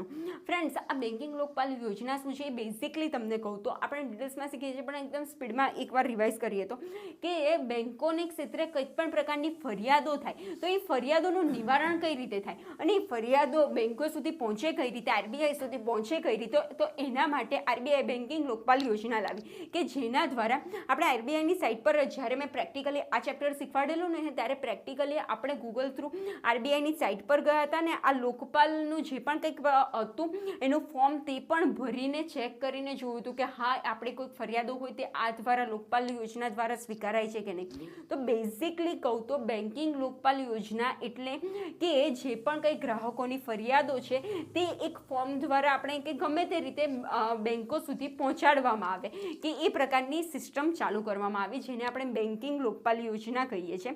કે હવે મને કંઈક પણ ફરિયાદ છે તો હું એના દ્વારા લોકપાલ દ્વારા ફરિયાદ કરી શકું છું. સ્ટાર્ટ કરીએ. બેન્કિંગ લોકપાલની નિમણૂક બાબતની જોગવાઈઓ નીચે મુજબ છે. બેન્કિંગ લોકપાલની નિમણૂક કરવાની સત્તા રિઝર્વ બેંક ઓફ ઇન્ડિયાને આપવામાં આવી છે, કે કોની પાસે આ લોકપાલની અંદર જે પણ કંઈક વ્યક્તિઓ છે એની કર્મચારીઓને નિમણૂક કોણ કરશે? Reserve bank of India. એકથી વધુ વ્યક્તિઓની નિમણૂક લોકપાલમાં થઈ શકે છે, કે એક કરતાં વધુ વ્યક્તિઓ લોકપાલની અંદર હોઈ શકે છે. લોકપાલ તરીકે નિમાયેલા વ્યક્તિ કે વ્યક્તિઓને આ યોજનાનો ઉપદેશ અનુરૂપ કાર્યો કરવાના હોય છે. હવે જે વ્યક્તિ લોકપાલ તરીકે નિમાયેલા છે એ શું કરશે કે આ યોજનાને રિલેટેડ જેટલા પણ કાર્યો આપવામાં આવ્યા છે દરેક કાર્યો એમને કરવાના રહેશે. કાયદો બેન્કિંગ નાણાકીય અને વહીવટીને લગતું ઉચ્ચ જ્ઞાન ધરાવનાર જ લોકપાલ તરીકે નિમણૂક કરી શકે, કે જેની પાસે કાયદા અંગે નોલેજ હોય, નાણાકીય રીતે નોલેજ હોય, વહીવટી ક્ષેત્રનું જ્ઞાન હોય તે જ વ્યક્તિ લોકપાલ તરીકે નિમણૂક થઈ શકે છે. સામાન્ય રીતે લોકપાલની મુદત 3 વર્ષની હશે. આમ છતાં જો તેની પુનઃ નિમણૂક કરવાની હોય તો તે 2 વર્ષ વધુ મુદત લંબાવી શકે છે. અલબત્ત વય મર્યાદા 65ની રહેશે, કે એક વ્યક્તિની નિમણૂક થાય છે લોકપાલ તરીકે તો એ 3 વર્ષ સુધી કાર્યરત કરી શકે છે. પરંતુ જો વધુ કાર્ય હજુ કરવું હશે તો બીજા 2 વર્ષ સુધી એ હજુ લોકપાલ તરીકે નિમાઈ શકે છે. લોકપાલનું મહેનતાણું અને અન્ય શરતો રિઝર્વ બેંક ઓફ ઇન્ડિયાને વખત જે નક્કી કરે તે રહેશે, કે આરબીઆઈ જે પણ ગાઈડલાઇન્સ બહાર પાડશે એના આધારે જે એનું જે મહેનતાણું હશે તે રહેશે. જે વ્યક્તિ કે વ્યક્તિઓ લોકપાલ તરીકે નિમાય તેમને ફરિયાદોનો નિકાલ પૂરેપૂરો સમય આપવાનો રહેશે, કે જેટલી ફરિયાદો ગ્રાહકો તરફથી આવી રહી છે એ ફરિયાદોનો નિકાલ કરવા માટે આ લોકપાલ વ્યક્તિએ પૂરેપૂરો સમય આપવાનો રહેશે. તો આટલી હતી નિમણૂકને રિલેટેડની જોગવાઈઓ. નેક્સ્ટ આપણે મોસ્ટ આઈએમપી કહી શકાય એવો ક્વેશ્ચન કે ઘણીવાર એક્ઝામમાં આવી ગયો છે, બેન્કિંગ લોકપાલની સત્તાઓ અને કાર્યક્ષેત્ર અને ફરજો. આ ઘણીવાર એક્ઝામમાં પૂછાઈ ગયેલો ક્વેશ્ચન છે. આપણે જોઈએ કે એમાં કઈ સત્તાઓ છે? 2 સત્તાઓ છે, એક તો સામાન્ય સત્તાઓ અને બીજી વિશિષ્ટ સત્તાઓ. તો સામાન્ય સત્તાઓ શું છે? બેન્કિંગ લોકપાલને મળેલી સામાન્ય સત્તાઓ નીચે મુજબ છે, કે બેન્કિંગ સેવાઓને લગતી ફરિયાદો સ્વીકારવી, કે કોઈ પણ પ્રકારની ફરિયાદ ગ્રાહકો પાસેથી આવી રહી છે તો એ ફરિયાદો સ્વીકારવી. આ યોજનાની જોગવાઈઓને આધીન ફરિયાદોને ધ્યાનમાં લઈને કરાર દ્વારા અથવા ભલામણથી અથવા ચુકાદા દ્વારા સંતોષકારક નિકાલ કરો. પહેલું તો શું છે? જે પણ કંઈક ફરિયાદો હોય એને સ્વીકાર કરવો. બીજું શું છે કે જે ફરિયાદો આવી રહી છે એનો સ્વીકાર કર્યા બાદ એ ફરિયાદોનો નિકાલ અંગેની યોજનાઓ કરવી કે નિકાલ અંગેના પગલાં લેવા. અને લોકપાલને કોર્ટને અપાતી એવી બધી જ સત્તાઓ આપવામાં આવી છે કે જનરલી કોર્ટને જે પણ સત્તાઓ આપવામાં આવે છે દરેક સત્તાઓ લોકપાલને આપવામાં આવી છે. પછી વિશિષ્ટ સત્તાઓ જોઈએ કે લોકપાલની વિશિષ્ટ સત્તાઓ શું છે. તો લોકપાલને મળેલી વિશિષ્ટ સત્તાઓ અને ફરજો નીચે મુજબ છે. વ્યાજબી કારણ વગર અસ્વીકૃત હેતુ માટે રજૂ કરેલ નોંધેલો અસ્વીકાર કરે અને તે અંગે કમિશન વસૂલ કરે. કે કોઈક પણ વ્યાજબી કારણ એને લાગે તો કોઈ પણ એને જે ફરિયાદ આવી છે એનો અસ્વીકાર કરી શકે છે. ગ્રાહક અથવા બહારની વ્યક્તિને ડ્રાફ્ટ કાઢી ન શકે. બેંકની શાખાઓને પ્રમાણિત કરેલા કામના કલાકો મુજબ કામ ન કરે કે જે પણ પ્રમાણિત કરેલા કામ છે એના મુજબ કામ ન કરે એની પાસે સત્તા છે. બેંક દ્વારા અધિકૃત સાખપત્ર અને જામીન આપવામાં નિષ્ફળ જાય. અનિકૃત અને ઉચાપતના ઈરાદાથી ડિપોઝિટ ખાતામાંથી ઉપાડ કરે અને તે અંગેની દાવાની સંબંધી કરે કે જે પણ ડિપોઝિટ ખાતામાંથી ઉપાડ કરી શકે છે. નાણાંની ચૂકવણીમાં વિલંબ. ગ્રાહકોના ખાતાની રકમ જમા ન કરેલ હોય, રિઝર્વ બેંક ઓફ ઇન્ડિયાની માર્ગદર્શનમાં વ્યાજના દરો ન હોય તો તેને લગતી ફરિયાદો હોય કે વિવિધ પ્રકારની જે પણ કોઈ હેતુ માટે ફરિયાદ થઈ રહેલી છે તે ફરિયાદ સાંભળવી. નિકાસની કાર્યવાહીમાં વિલંબ, રસીદ, બિલની ચૂકવણીમાં વિલંબ વગેરે બાબતો ભારતીય નિકાસકાર દ્વારા ફરિયાદ હોય કે કોઈ પણ નિકાસકાર દ્વારા ફરિયાદ હોય તો એ સાંભળવી. વિદેશમાં થતી ચૂકવણી, ડિપોઝિટો અને બેંકને લગતી બિનરહીસને થયેલી ફરિયાદો હોય તો એટલે વિવિધ ક્ષેત્રના લોકો દ્વારા જે કરી બેન્કિંગ ક્ષેત્રે ફરિયાદ થઈ રહી છે તે સાંભળવી. લોન માટે અરજીના સમયસર નિકાલ ન થયો હોય અથવા ધ્યાનમાં ન લેવામાં આવી હોય તો તેની ફરિયાદ સાંભળવી. વખત રિઝર્વ બેંક ઓફ ઇન્ડિયા દ્વારા જે પણ કંઈક માર્ગદર્શિકા આપવામાં આવી છે તેનું પાલન ના થાય તો એ ફરિયાદ સાંભળવી. એટલે વિવિધ પ્રકારની ફરિયાદો સાંભળવી તે તેનું વિશિષ્ટ સત્તાઓ કે ફરજોમાં આવે છે. અને સામાન્ય ફરજોમાં શું કે જે પણ ફરિયાદ આવે એનો સ્વીકાર કરવો, એનો સંતોષકારક નિકાલ કરવો અને એની સાથે કોર્ટની જેમ કાર્યવાહી કરવાની. આઈ હોપ કે તમને આ દરેક આ 3 ચેપ્ટર ખ્યાલ આવ્યા હશે. આ 3 ચેપ્ટર એકદમ જ ઇઝી છે. હવે જે બાકીના 2 ચેપ્ટર છે તે આપણે જોઈશું. હવે આપણે છે ને 4થું અને 5મું ચેપ્ટર જોઈશું.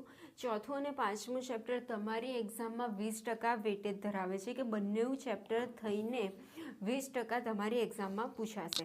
તો સ્ટાર્ટ કરીએ. ઇલેક્ટ્રોનિક બેન્કિંગ અને બેન્કોના સંદર્ભમાં ઇન્ફોર્મેશન ટેકનોલોજી આ ચેપ્ટરનું નામ હતું. તો એમાં જે આઈએમપી કહી શકાય એવો ક્વેશ્ચન છે એટીએમ કે ટૂંકનોંધ તરીકે તમારી એક્ઝામમાં ઘણીવાર આવી ગયો છે અને પૂછાવાની સંભાવના પણ છે. તો એ છે ઓટોમેટેડ ટેલર મશીન. સ્ટાર્ટ કરીએ. એટીએમની ટૂંકનોંધ લખો એવું જો એક્ઝામમાં પૂછાય તો કઈ રીતે તમારે આન્સર લખવાનો રહેશે.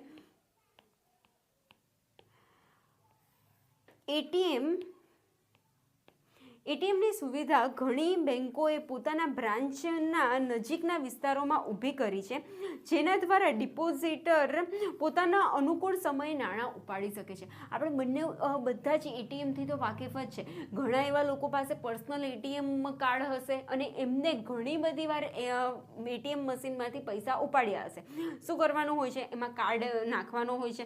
કાર્ડ નાખીશું એટલે આપણને જે પણ ડિટેલ્સ માંગશે એ ડિટેલ્સ આપણે આપવાની હોય છે. એની સાથે પિન નંબર નાખવાનો હોય છે અને જેટલી અમાઉન્ટ આપણે વિથડ્રો કરવાની હોય એટલું ને જે પણ કંઈક અકાઉન્ટમાંથી, સેવિંગ અકાઉન્ટમાંથી, કરંટ અકાઉન્ટમાંથી એ અકાઉન્ટ સિલેક્ટ કરવાનો હોય છે અને એટલા પૈસા આપણને મળી જાય છે. તો આ સિસ્ટમ ઘણીવાર ઘણા બધાએ ફોલો કરી જ હશે. આ માટે કોઈ સમય મર્યાદા રાખેલ હોતી નથી. 24 કલાક ચાલે છે. રાતે દિવસે 24 કલાક એટીએમ મશીન ચાલતા હોય છે. જો કે એટીએમ પરથી નાણાં ઉપાડવા માટે સમયની મર્યાદા બેંક તરફથી નિર્ધારિત કરવામાં આવે છે અને આ એટીએમ પરથી નાણાં મેળવવા માટે પ્લાસ્ટિકના તૈયાર કરેલા એટીએમ કાર્ડના બેંકના ગ્રાહકને પૂરા પાડવામાં આવે છે. ઘણા બધા પાસે એટીએમ કાર્ડ હશે જ કે તો પછી ના હોય તો પણ પર્સનલ એટીએમ કાર્ડ ના હોય તો પણ તમે લોકોએ પેરેન્ટ્સના કે ફ્રેન્ડ્સના એટીએમ કાર્ડ જોયા જ હશે કે શું પ્લાસ્ટિકના ટાઈપના હોય છે કે જેની અંદર સ્ક્રેચ કરવા માટેનું પણ હોય છે. આ એટીએમ કાર્ડ પર ડિપોઝિટનું નામ અને તેના ગ્રાહક નંબર કોતરેલા હોય છે. જ્યારે ડિપોઝિટરે આ કાર્ડ દ્વારા નાણાં ઉપાડવાના હોય ત્યારે તે પોતાના કાર્ડને એટીએમ મશીનમાં સૂચિત વિકાસના સ્લેટ પર દાખલ કરે છે અને જરૂરી બટન દબાવ્યા બાદ તેને આપવામાં આવેલ પાસવર્ડનો ઉપયોગ કરી જરૂરી નાણાંની રકમ દાખલ કરીને તે પોતે નાણાં ઉપાડે છે. આ દરેક પ્રક્રિયા છે ને તે દરેક વ્યક્તિએ એક્સપિરિયન્સ કરી હશે, અથવા તો પછી જેને એટીએમમાંથી પૈસા નથી ઉપાડ્યા તેને મેં શરૂઆતમાં જ કહ્યું કે કાર્ડ જે પ્રકારે આપણે અંદર નાખવાનું હોય તે રીતે અંદર એટીએમ મશીનમાં નાખવાનું રહેશે. એને રિલેટેડ વિવિધ ડિટેલ્સ પૂછશે તમને કે કયા અકાઉન્ટમાંથી તમારે ઉપાડવાનું છે, તે અકાઉન્ટ સિલેક્ટ કરવાનું રહેશે. ત્યારબાદ કેટલા પૈસા તમારે વિથડ્રો કરવાના છે એ નંબર લખવાના રહેશે અને ત્યારબાદ પિન નંબર માંગશે કે જે તમે બેંકમાં આપ્યો હશે એ પિન નંબર જ નાખશો ત્યારે જ પૈસા વિથડ્રો કરી શકાશે. એટીએમની જરૂરી માહિતી મેળવીને પૈસા પૂરા પાડે છે. તેની સાથે તેના ખાતાની બંધ થતી સિલક અંગેની માહિતી પણ પૂરી પાડે છે કે હવે તો ડિજિટલ સિસ્ટમ થઈ ગઈ છે. તમે એટીએમ મશીનમાંથી પૈસા ઉપાડો ને તૈયારીમાં તમારે જે પણ નંબર તમે બેંકમાં આપ્યો હોય એ નંબર પર મેસેજ આવી જાય કે આટલા પૈસા આ એટીએમ મશીનમાંથી ઉપાડવામાં આવ્યા છે. તમારા ખાતામાંથી એટલા માઇનસ કરીને જે બેલેન્સ ડિટેલ્સ હશે તે પણ મેસેજ કરી દેવામાં આવે છે. એટલે કે મિનિંગ શું કે એટીએમમાંથી તમે પૈસા મશીનમાંથી ઇલેક્ટ્રોનિક માધ્યમથી ભલે પૈસા ઉપાડો છો પરંતુ એની એન્ટ્રી તમારા બેંક અકાઉન્ટમાં તો થઈ જ જાય છે. આ માહિતી બેંકના કોમ્પ્યુટર પરથી મેળવે છે. આમ નાણાકીય વ્યવહાર પેટે થતો ખર્ચ અને સમયનો બચાવ થાય છે. તદ ઉપરાંત ગ્રાહક પોતાની અનુકૂળતાએ નાણાં ઉપાડી શકે છે અને તેની સુવિધા પ્રાપ્ત થાય છે. પહેલાં જ્યારે એટીએમ મશીન નહોતા ત્યારે બેંકમાંથી પૈસા ઉપાડવા પડતા હતા તો ત્યારે શું કરવું પડતું હતું? બેંકના કામકાજના કલાકોમાં સમયે જવું પડતું હતું, લાંબી લાઈનમાં ઊભું રહેવું પડતું હતું અને જે તે બેંકમાંથી પૈસા ઉપાડવા પડતા હતા. હવે એકદમ સરળ બની ગયું છે કે કોઈ પણ જગ્યાએ તમે જાઓ છો તો એટીએમ મશીન દ્વારા 24 કલાકમાં ગમે ત્યારે પણ તમે પૈસા ઉપાડી શકો છો. હવે તો કેટલીક બેંકોએ અન્ય બેંકો સાથે જોડાણ કરીને તે બેંકના એટીએમ પરથી પણ ગ્રાહકોને નાણાં મેળવી શકે તેવી સગવડો પૂરી પાડે છે. કે સપોઝ આપણે ગ્રામ્ય બેંકની અંદર આપણો અકાઉન્ટ હોય પરંતુ આપણે HDFC બેંકના એટીએમ મશીનમાંથી ઉપાડવા હોય તો પણ ઉપાડી શકાય. એવું જો બેંકો વચ્ચે ડીલ થઈ હોય તો એ પણ આપણને સુવિધા મળી રહે છે કે જરૂરી નથી જે શાખામાં કે જે બેંકની અંદર આપણું અકાઉન્ટ હોય એ બેંકના જ એટીએમમાંથી ઉપાડી શકે, બીજી બેંકના એટીએમમાંથી પણ આપણે પૈસા ઉપાડી શકે છે. એવી સગવડો પણ હવે શરૂઆત થઈ ગઈ છે. અર્થાત જો પોતાની બેંકનું એટીએમ નજીકમાં ઉપલબ્ધ ન હોય તો પણ જો અન્ય બેંકના એટીએમ નજીકમાં હોય તો તેનો ઉપયોગ કરી શકાય છે અને સુવિધા પૂરી પાડવામાં આવે છે. આઈ હોપ કે એટીએમની ટૂંકનોંધ તમને ખ્યાલ આવી હશે. હવે નેક્સ્ટ આપણે જે આ ચેપ્ટરનો IMP ગણી શકાય એવો ક્વેશ્ચન જોઈએ. ઓનલાઈન બેન્કિંગના લાભો કે ઓનલાઈન બેન્કિંગ સિસ્ટમમાં હવે દરેક વસ્તુ ડિજિટલ થઈ ગઈ છે તો એનાથી કયા લાભ પ્રાપ્ત થાય તે. તો પહેલું છે સામાન્યપણે અમે ઓનલાઈન ઓપરેટિંગ ખર્ચમાં ઓછો આવતો હોવાથી થાપણો પર ઊંચો વ્યાજ મળે છે કે એનો ઓપરેટ કરવાનો જે પણ ખર્ચ થાય છે એ ઓછો થાય છે. તો ખર્ચ ઓછો થશે તો જે આપણને વ્યાજ મળી રહ્યો છે એના પ્રમાણમાં વધી જશે. જો ખર્ચો વધારે થશે તો ઓટોમેટિકલી વ્યાજ આપણને ઓછું મળશે.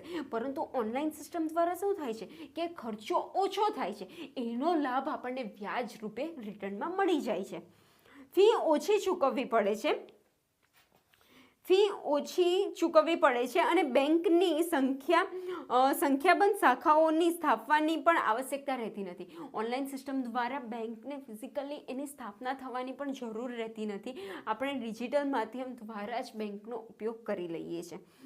તમને તમારા ખાતાની સરળતાથી માહિતી મળી શકે છે કે કોઈ પણ વ્યક્તિને હવે જોઈતું હોય કે અત્યારે મારા બેંકનું સ્ટેટમેન્ટ શું છે, મારી બેંકમાં ફાઇનાન્શિયલ કન્ડિશન શું છે, તો એ ગમે ત્યારે પણ મોબાઈલની એપ દ્વારા કે તો પછી બેંકની જે પણ કંઈક મોબાઈલમાં એપ હોય તેના દ્વારા એ ડિજિટલ માધ્યમ દ્વારા પોતાના બેંકની ડિટેલ્સ એ જાણી શકે છે.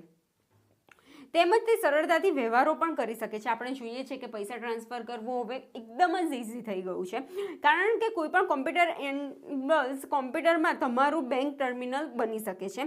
મોટાભાગની સિસ્ટમમાં ઓટોમેશનને કારણે તમે સામાન્યપણે તમારા કરંટ કે સેવિંગ બેંક એકાઉન્ટની છેલ્લામાં છેલ્લી માહિતી પણ મેળવી શકો છો. કે મેં કહ્યું તેમ કે જે છેલ્લામાં છેલ્લી કઈ ડિટેલ્સ છે, કયા ટ્રાન્ઝેક્શન થયા, એની ઇફેક્ટ તમારા અકાઉન્ટમાં કઈ થઈ, કેટલા પૈસા વિથડ્રો થયા છે, એના બેલેન્સ શું બચ્યું છે, એ દરેક વસ્તુ તમે કોઈ પણ સમયે તમે ઘરે બેઠા તમારા ફોન એપ દ્વારા જાણી શકો છો. અનેક કિસ્સામાં ઓનલાઈન બેન્કો બિલની મફત ચૂકવણી ઓફર કરે છે. કે ઘણું લાઇટ બિલ છે કે વીમા પ્રીમિયમ છે, તમારે જો ઓનલાઈન તમે ભરતા હો કે ઓનલાઈન ભરો છો તો તમને એ છે ને એના માટે કોઈ પણ પ્રકારનો ચાર્જ નથી લેતા. ને હવે તો નવું આવ્યું છે પાછું કે તમે જો બિલ ઓનલાઈન પે કરશો ને કે આ એપ દ્વારા કે ફલાણી કે ગમે તે XYZ એપ દ્વારા પે કરશો ને તો એમાં કેશબેક મળશે. કે 500 રૂપિયાનું બિલ હોય તો 500 રૂપિયા તમે ઓનલાઈન આ એપનો યુઝ કરીને ભરશો તો 500 ની જગ્યાએ 450 જ ભરવાના થશે, 50 રૂપિયા કેશબેક આવી જશે. આવી ઘણી બધી સિસ્ટમ પણ આવી ગઈ છે. તમે બે ખાતા વચ્ચે ઇલેક્ટ્રોનિકલ ફંડનું ટ્રાન્સફર પણ કરી શકો છો, જેમ કે RTGS અને NEFT. એના દ્વારા જે એક ખાતામાંથી બીજા અકાઉન્ટમાં, એક અકાઉન્ટમાંથી બીજા અકાઉન્ટમાં ફોન દ્વારા કે ગૂગલ પે હોય કે પેટીએમ હોય કે ગમે તે તમે એપ યુઝ કરી હશે કે એના દ્વારા સરળતાથી પૈસા ટ્રાન્સફર કરી શકાય છે. ઓનલાઈન બેન્કો નવા ગ્રાહકો મેળવવા માટે માર્કેટિંગનું એક સાધન હોવાથી તેમાં અમુક વિશેષ ઓફરો પણ ઉપલબ્ધ કરે છે. કે જ્યારે પણ તમે ઓનલાઈન જો કોઈ પણ ટ્રાન્ઝેક્શન કરો તો વિવિધ પ્રકારનું કેશબેક આવતું રહે છે. એની સાથે સાથે જો તમે ડિજિટલ બેન્કિંગની સુવિધા સ્ટાર્ટ કરો તો ઘણી એવી બેંક હોય છે કે મિનિમમ બેલેન્સ આપતી હોય છે, તો એવી વિવિધ પ્રકારની ઓફરોનો પણ લાભ મળી શકે છે. અમેરિકાની અમુક બેન્કોમાં પ્રથમ ખાતું ખોલાવતી વખતે $20 જેવી પ્રાથમિક રકમ ઓફર કરે છે, જ્યારે અમુક બેન્કો અમુક લઘુત્તમ પુરાંત સાથે તેમની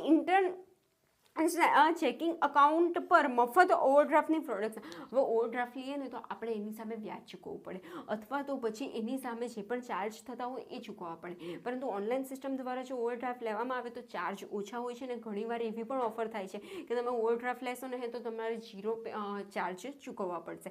તો આ ઓનલાઈન બેન્કિંગ દ્વારા આપણને આટલા લાભ થઈ શકે છે. આઈ હોપ કે તમને ખ્યાલ આવ્યા હશે. હવે આપણે 5મું ચેપ્ટર જોઈએ કે જે રિવિઝન લેક્ચરનું લાસ્ટ રિવાઇઝ કરવાનું જે ચેપ્ટર છે તે. તો એમાં છે કોર બેન્કિંગ એટલે શું. ફ્રેન્ડ્સ, પહેલાં કોર બેન્કિંગનો બેઝિક અર્થ તમને સમજાવી દઉં તો કે કોર બેન્કિંગ પહેલાં શું હતું કે એક બેંકમાંથી બીજા બેંકમાં પૈસા ટ્રાન્સફર કરવા હોય ને તો ઘણો સમય લાગી જતો હતો, કે 2 કે 3 દિવસ થઈ જતા હતા. કે સપોઝ મેં એક્ઝામ્પલ આપું કે આપણે અંકલેશ્વરની કોઈક બેંક છે, અંકલેશ્વરની કોઈક બેંકમાંથી પૈસા મારે ટ્રાન્સફર કરવા છે અમદાવાદની કોઈ પણ બેંકમાં, તો શું થતું કે આપણે જે પણ પેપર વર્ક હોય તે અંકલેશ્વરની બેંકમાં જમા કરાવવાનું, અંકલેશ્વરવાળી બેંક પાછી અમદાવાદ બેંકમાં એ પેપર વર્ક ટ્રાન્સફર કરે ને પછી એ બેંક પાછી એક્સેપ્ટ કરે ને ત્યારે આખી જે પ્રોસેસ હોય તે ચાલે ને 2 કે 3 દિવસે પૈસા ટ્રાન્સફર થઈ રહેતા હતા. તો એના કારણે શું થતું હતું, પૈસા ટ્રાન્સફર કરવામાં વિલંબ થતું હતું. એની સાથે સાથે જો એક બેંકમાંથી બીજી અન્ય બ્રાન્ચની બેંકમાં ટ્રાન્સફર કરવા હોય તો ઘણીવાર તો પોસિબલ જ નહોતું થતું. કે સપોઝ SBIમાંથી તમારે HDFCમાં ટ્રાન્સફર કરવા હોય તો ટ્રાન્સફર જ નહોતા થતા પૈસા, એવું પણ પ્રોબ્લેમ્સ હતા. તો ત્યારે શું થયું, કોર બેન્કિંગ સિસ્ટમ લાવવામાં આવી કે જેના દ્વારા શું થયું કે દરેક ઇન્ફોર્મેશન તમારે અંકલેશ્વરની બેંકમાં અકાઉન્ટ છે ને તો એની જે ઇન્ફોર્મેશન હોય તે ઇન્ફોર્મેશન પણ સેન્ટ્રલાઇઝ થઈ ગઈ. એની સાથે સાથે અમદાવાદ બેંકમાં જે પણ તમારું અકાઉન્ટ હોય તેની ડિટેલ્સ પણ સેન્ટ્રલાઇઝ થઈ ગઈ. એટલે કે કોઈ પણ બેંકની દરેક બેંકની જે પણ કંઈ ગ્રાહકોની માહિતી છે એ દરેક માહિતી સેન્ટ્રલાઇઝ કરવામાં આવી. જેના કારણે શું થયું કે માહિતીની જે આપ-લે કરવામાં કે એ વસ્તુ કરવામાં જે 2-3 દિવસ થઈ જતા હતા ને એની જગ્યાએ એક જ દિવસમાં એ પૈસા ટ્રાન્સફર થવા માંડ્યા. કે એક જ દિવસમાં અત્યારે પૈસા ટ્રાન્સફર કર્યા, તૈયારીમાં ટ્રાન્સફર થઈ જશે. કે એના કારણે 1 દિવસ 2 દિવસ લાગતા બંધ થઈ ગયા. તો એ શું છે, કોર બેન્કિંગમાં શું કર્યું કે માહિતીને કેન્દ્રીયકરણ કર્યું. તો કોર બેન્કિંગનો અર્થ જોઈએ કે એક એવી બેન્કિંગ પદ્ધતિ કે જે કેન્દ્રીય બેન્કિંગ વાતાવરણ કે પર્યાવરણને સંપૂર્ણ છે. અર્થાત આ પદ્ધતિ હેઠળ ગ્રાહકના ખાતાને લગતી માહિતીને બેંક શાખાના સર્વરને બદલે કેન્દ્રીય સર્વર પર સંગ્રહિત થાય છે. એટલે શું થાય છે કે દરેક માહિતી એક જ જગ્યાએ સંગ્રહિત થાય છે, જેના કારણે માહિતીમાં ચેન્જ કરવું હોય, આપ-લે કરવું હોય તો એકદમ સરળ થઈ જાય છે, કે જેને આપણે કોર બેન્કિંગ કહીએ છીએ. હવે આ કોર બેન્કિંગ લાવી તે શાના માટે, તો એ મેં તમને શરૂઆતમાં જ કહ્યું કે દરેક ટ્રાન્ઝેક્શન સરળતાથી અને સ્પીડમાં થઈ શકે એના માટે આપણે જવાબ તો પણ એકવાર જોઈ લઈએ કે વેપારી ઈચ્છે છે કે બહાર ગામથી મળેલા ચેક તરત જ સ્વીકારાઈ જાય અને નાણાં ઊભા થાય. કોઈક, હવે મેં હમણાં જ એક્ઝામ્પલ આપ્યું કે કોઈક અમદાવાદમાંથી પૈસા મને મળ્યા હોય ને અંકલેશ્વરમાં મારે જમા કરાવવા હોય તો પહેલાં વાર લાગતી હતી, પણ કોર બેંકની અંદર જે માહિતી છે એકત્રીકરણ થઈ જશે. એના પરિણામે શું થશે કે તૈયારીમાં મારી માહિતી, મારી ઇન્ફોર્મેશનમાં અપડેટ થઈ જશે અને પૈસા મારા અકાઉન્ટમાં આવી જશે. વેપારી કે ગ્રાહક કામ ફટાફટ થઈ જાય છે અને ઝડપી બને છે. સેવાઓ પૂરી લાભદાયી હોવી જોઈએ. પછી બીજું શું છે, એ અન્ય મોકલેલા ચેક કે ડ્રાફ્ટના નાણાં તરત જ પ્રાપ્ત કરી શકાય છે, અર્થાત કે સમય બચી જાય છે. કે પહેલાં જે વધારે સમય લાગતો હતો, એક શહેરમાંથી મોકલેલા નાણાં બીજા શહેરમાં પહોંચતા ઓછામાં ઓછા 3 દિવસ લાગે છે. પહેલાં શું થતું હતું, એક શહેરમાંથી બીજા શહેરે મોકલતા 3 દિવસ લાગતા હતા, હવે સિમ્પલ થઈ ગયું છે. આ પ્રશ્નના ઉકેલ માટે કોર બેન્કિંગ એ ઘણી ખાસ ઉપયોગી થઈ છે. હવે નેક્સ્ટ આપણે જે જોવાનું છે તે છે કોર બેન્કિંગના ફાયદા. કોર બેન્કિંગના ફાયદા શું છે કે બધી માહિતી હોય તે એક જ જગ્યાએ સંગ્રહિત થાય છે, એટલે કે વિગતો સંગ્રહિત થવાનું. પછી બીજું શું છે કે કેન્દ્રીય સંચાલકીય માહિતીના કારણે નિર્ણય અભિગમ હોય કે સુપરવિઝન હોય કે માહિતીને આપણે સુપરવાઇઝ કરવી હોય તે સરળ થઈ ગયું. પછી ત્રીજો ફાયદો શું છે કે દરેક બેન્કોની વિશ્વસનીયતા જળવાઈ રહે છે, કારણ કે માહિતી એક જ જગ્યાએ એકત્રીકરણ થાય છે, એટલે કંઈક પણ પ્રોબ્લેમ હોય તો તૈયારીમાં ખ્યાલ આવી જશે, કે કંઈક પણ લોચા મારે તો તૈયારીમાં ખ્યાલ આવી જશે. એટલે શું થયું કે બેન્કો પર વિશ્વસનીયતા વધી. પછી નેક્સ્ટ શું છે કે વિવિધ પ્રકારની જે પણ આપણી ડિજિટલ બેન્કિંગ સિસ્ટમ છે એ સરળ બની માહિતી એકત્રિત કરવાના કારણે. જેમ કે એટીએમ મશીન હોય, ટેલી બેન્કિંગ હોય, બ્રાન્ચ બેન્કિંગ હોય, આ દરેક વસ્તુ આપણને સરળતાથી એ સુવિધાનો લાભ લઈ શક્યા. પછી નેક્સ્ટ છે એક જ સોફ્ટવેરમાં બધા જ માહિતી હોવાથી દરેક કાર્યો સરળતાથી થવા લાગ્યા. નેક્સ્ટ છે કોર બેન્કિંગ દ્વારા કેન્દ્રીય સંચાલન અને અંકુશ પ્રબળ બન્યું, કે દરેક માહિતી એક જ જગ્યાએ છે તો એનું સંચાલન એક જ જગ્યાએથી સારી રીતે કરી શકાશે અને એ સરળતાથી એ જે પણ કાર્ય છે તે કરી શકાશે. કેન્દ્રીય વિગતો હોવાને કારણે સંચાલનમાં વધુ અસરકારક બનાવ્યું. જ્યારે માહિતી અલગ અલગ જગ્યાએ હતી તો અલગ અલગ રીતે સંચાલન થતું હતું, એના કારણે સંચાલન અસરકારક નહોતું. હવે તો એક જ જગ્યાએ માહિતી છે એટલે સંચાલન પણ એક જ જગ્યાએથી થાય છે તો અસરકારક રહેશે. પછી કેન્દ્રીય સ્થાને, સહિયારા સ્થાને અને બ્રાન્ચ પર માળખાગત જરૂરિયાતો પૂરી પાડે છે.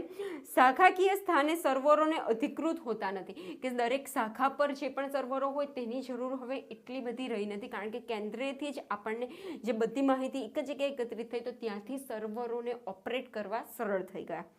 ઊંચા રોકાણોને શરૂઆતમાં કોર બેન્કિંગ આવકારે છે. વધુ બ્રાન્ચોની સંખ્યા અને ચેનલોનું જોડાણ આપવા માટેની સવલતો માટે ખર્ચો ઓછો થાય છે, કે એક જ જગ્યાએ બધી માહિતી થઈ ગઈ એના માટે જે પણ કંઈક ખર્ચ છે તે પણ ઓછો થાય છે. અને કોર બેન્કિંગના માળખાની ઉપયોગથી ભાવિમાં વિસ્તરણ કાર્યક્રમ, એટલે કે જે પણ બેન્કિંગને રિલેટેડ જે પણ સુવિધાઓ છે તેનું વિસ્તરણ સરળતાથી થઈ શકે છે. અને વધારે ખર્ચ સોફ્ટવેરને, વિવિધ પ્રકારના સોફ્ટવેરોને પર્ટિક્યુલર બેન્કે પરચેસ કરવા માટે જે ખર્ચ થાય છે એ ખર્ચ થતો નથી. ફક્ત કેન્દ્ર સ્થાને જરૂરી ફેરફારો કરવાથી સોફ્ટવેરમાં થતા પરિવર્તનો કોર બેન્કિંગની પ્રથાને ઝડપથી સ્વીકારી શકાય છે, કે જે પણ માત્ર કેન્દ્રીય સ્થાને માહિતી છે ત્યાં અપડેટ કરી દીધું તો દરેક જગ્યાએ માહિતી અપડેટ થઈ જાય છે. એટલે આઈ હોપ કે તમને આ કોર બેન્કિંગના ફાયદા ખ્યાલ આવ્યા હશે. આની સાથે આપણે રિવિઝન લેક્ચર પૂરો થાય છે. Thank you friends.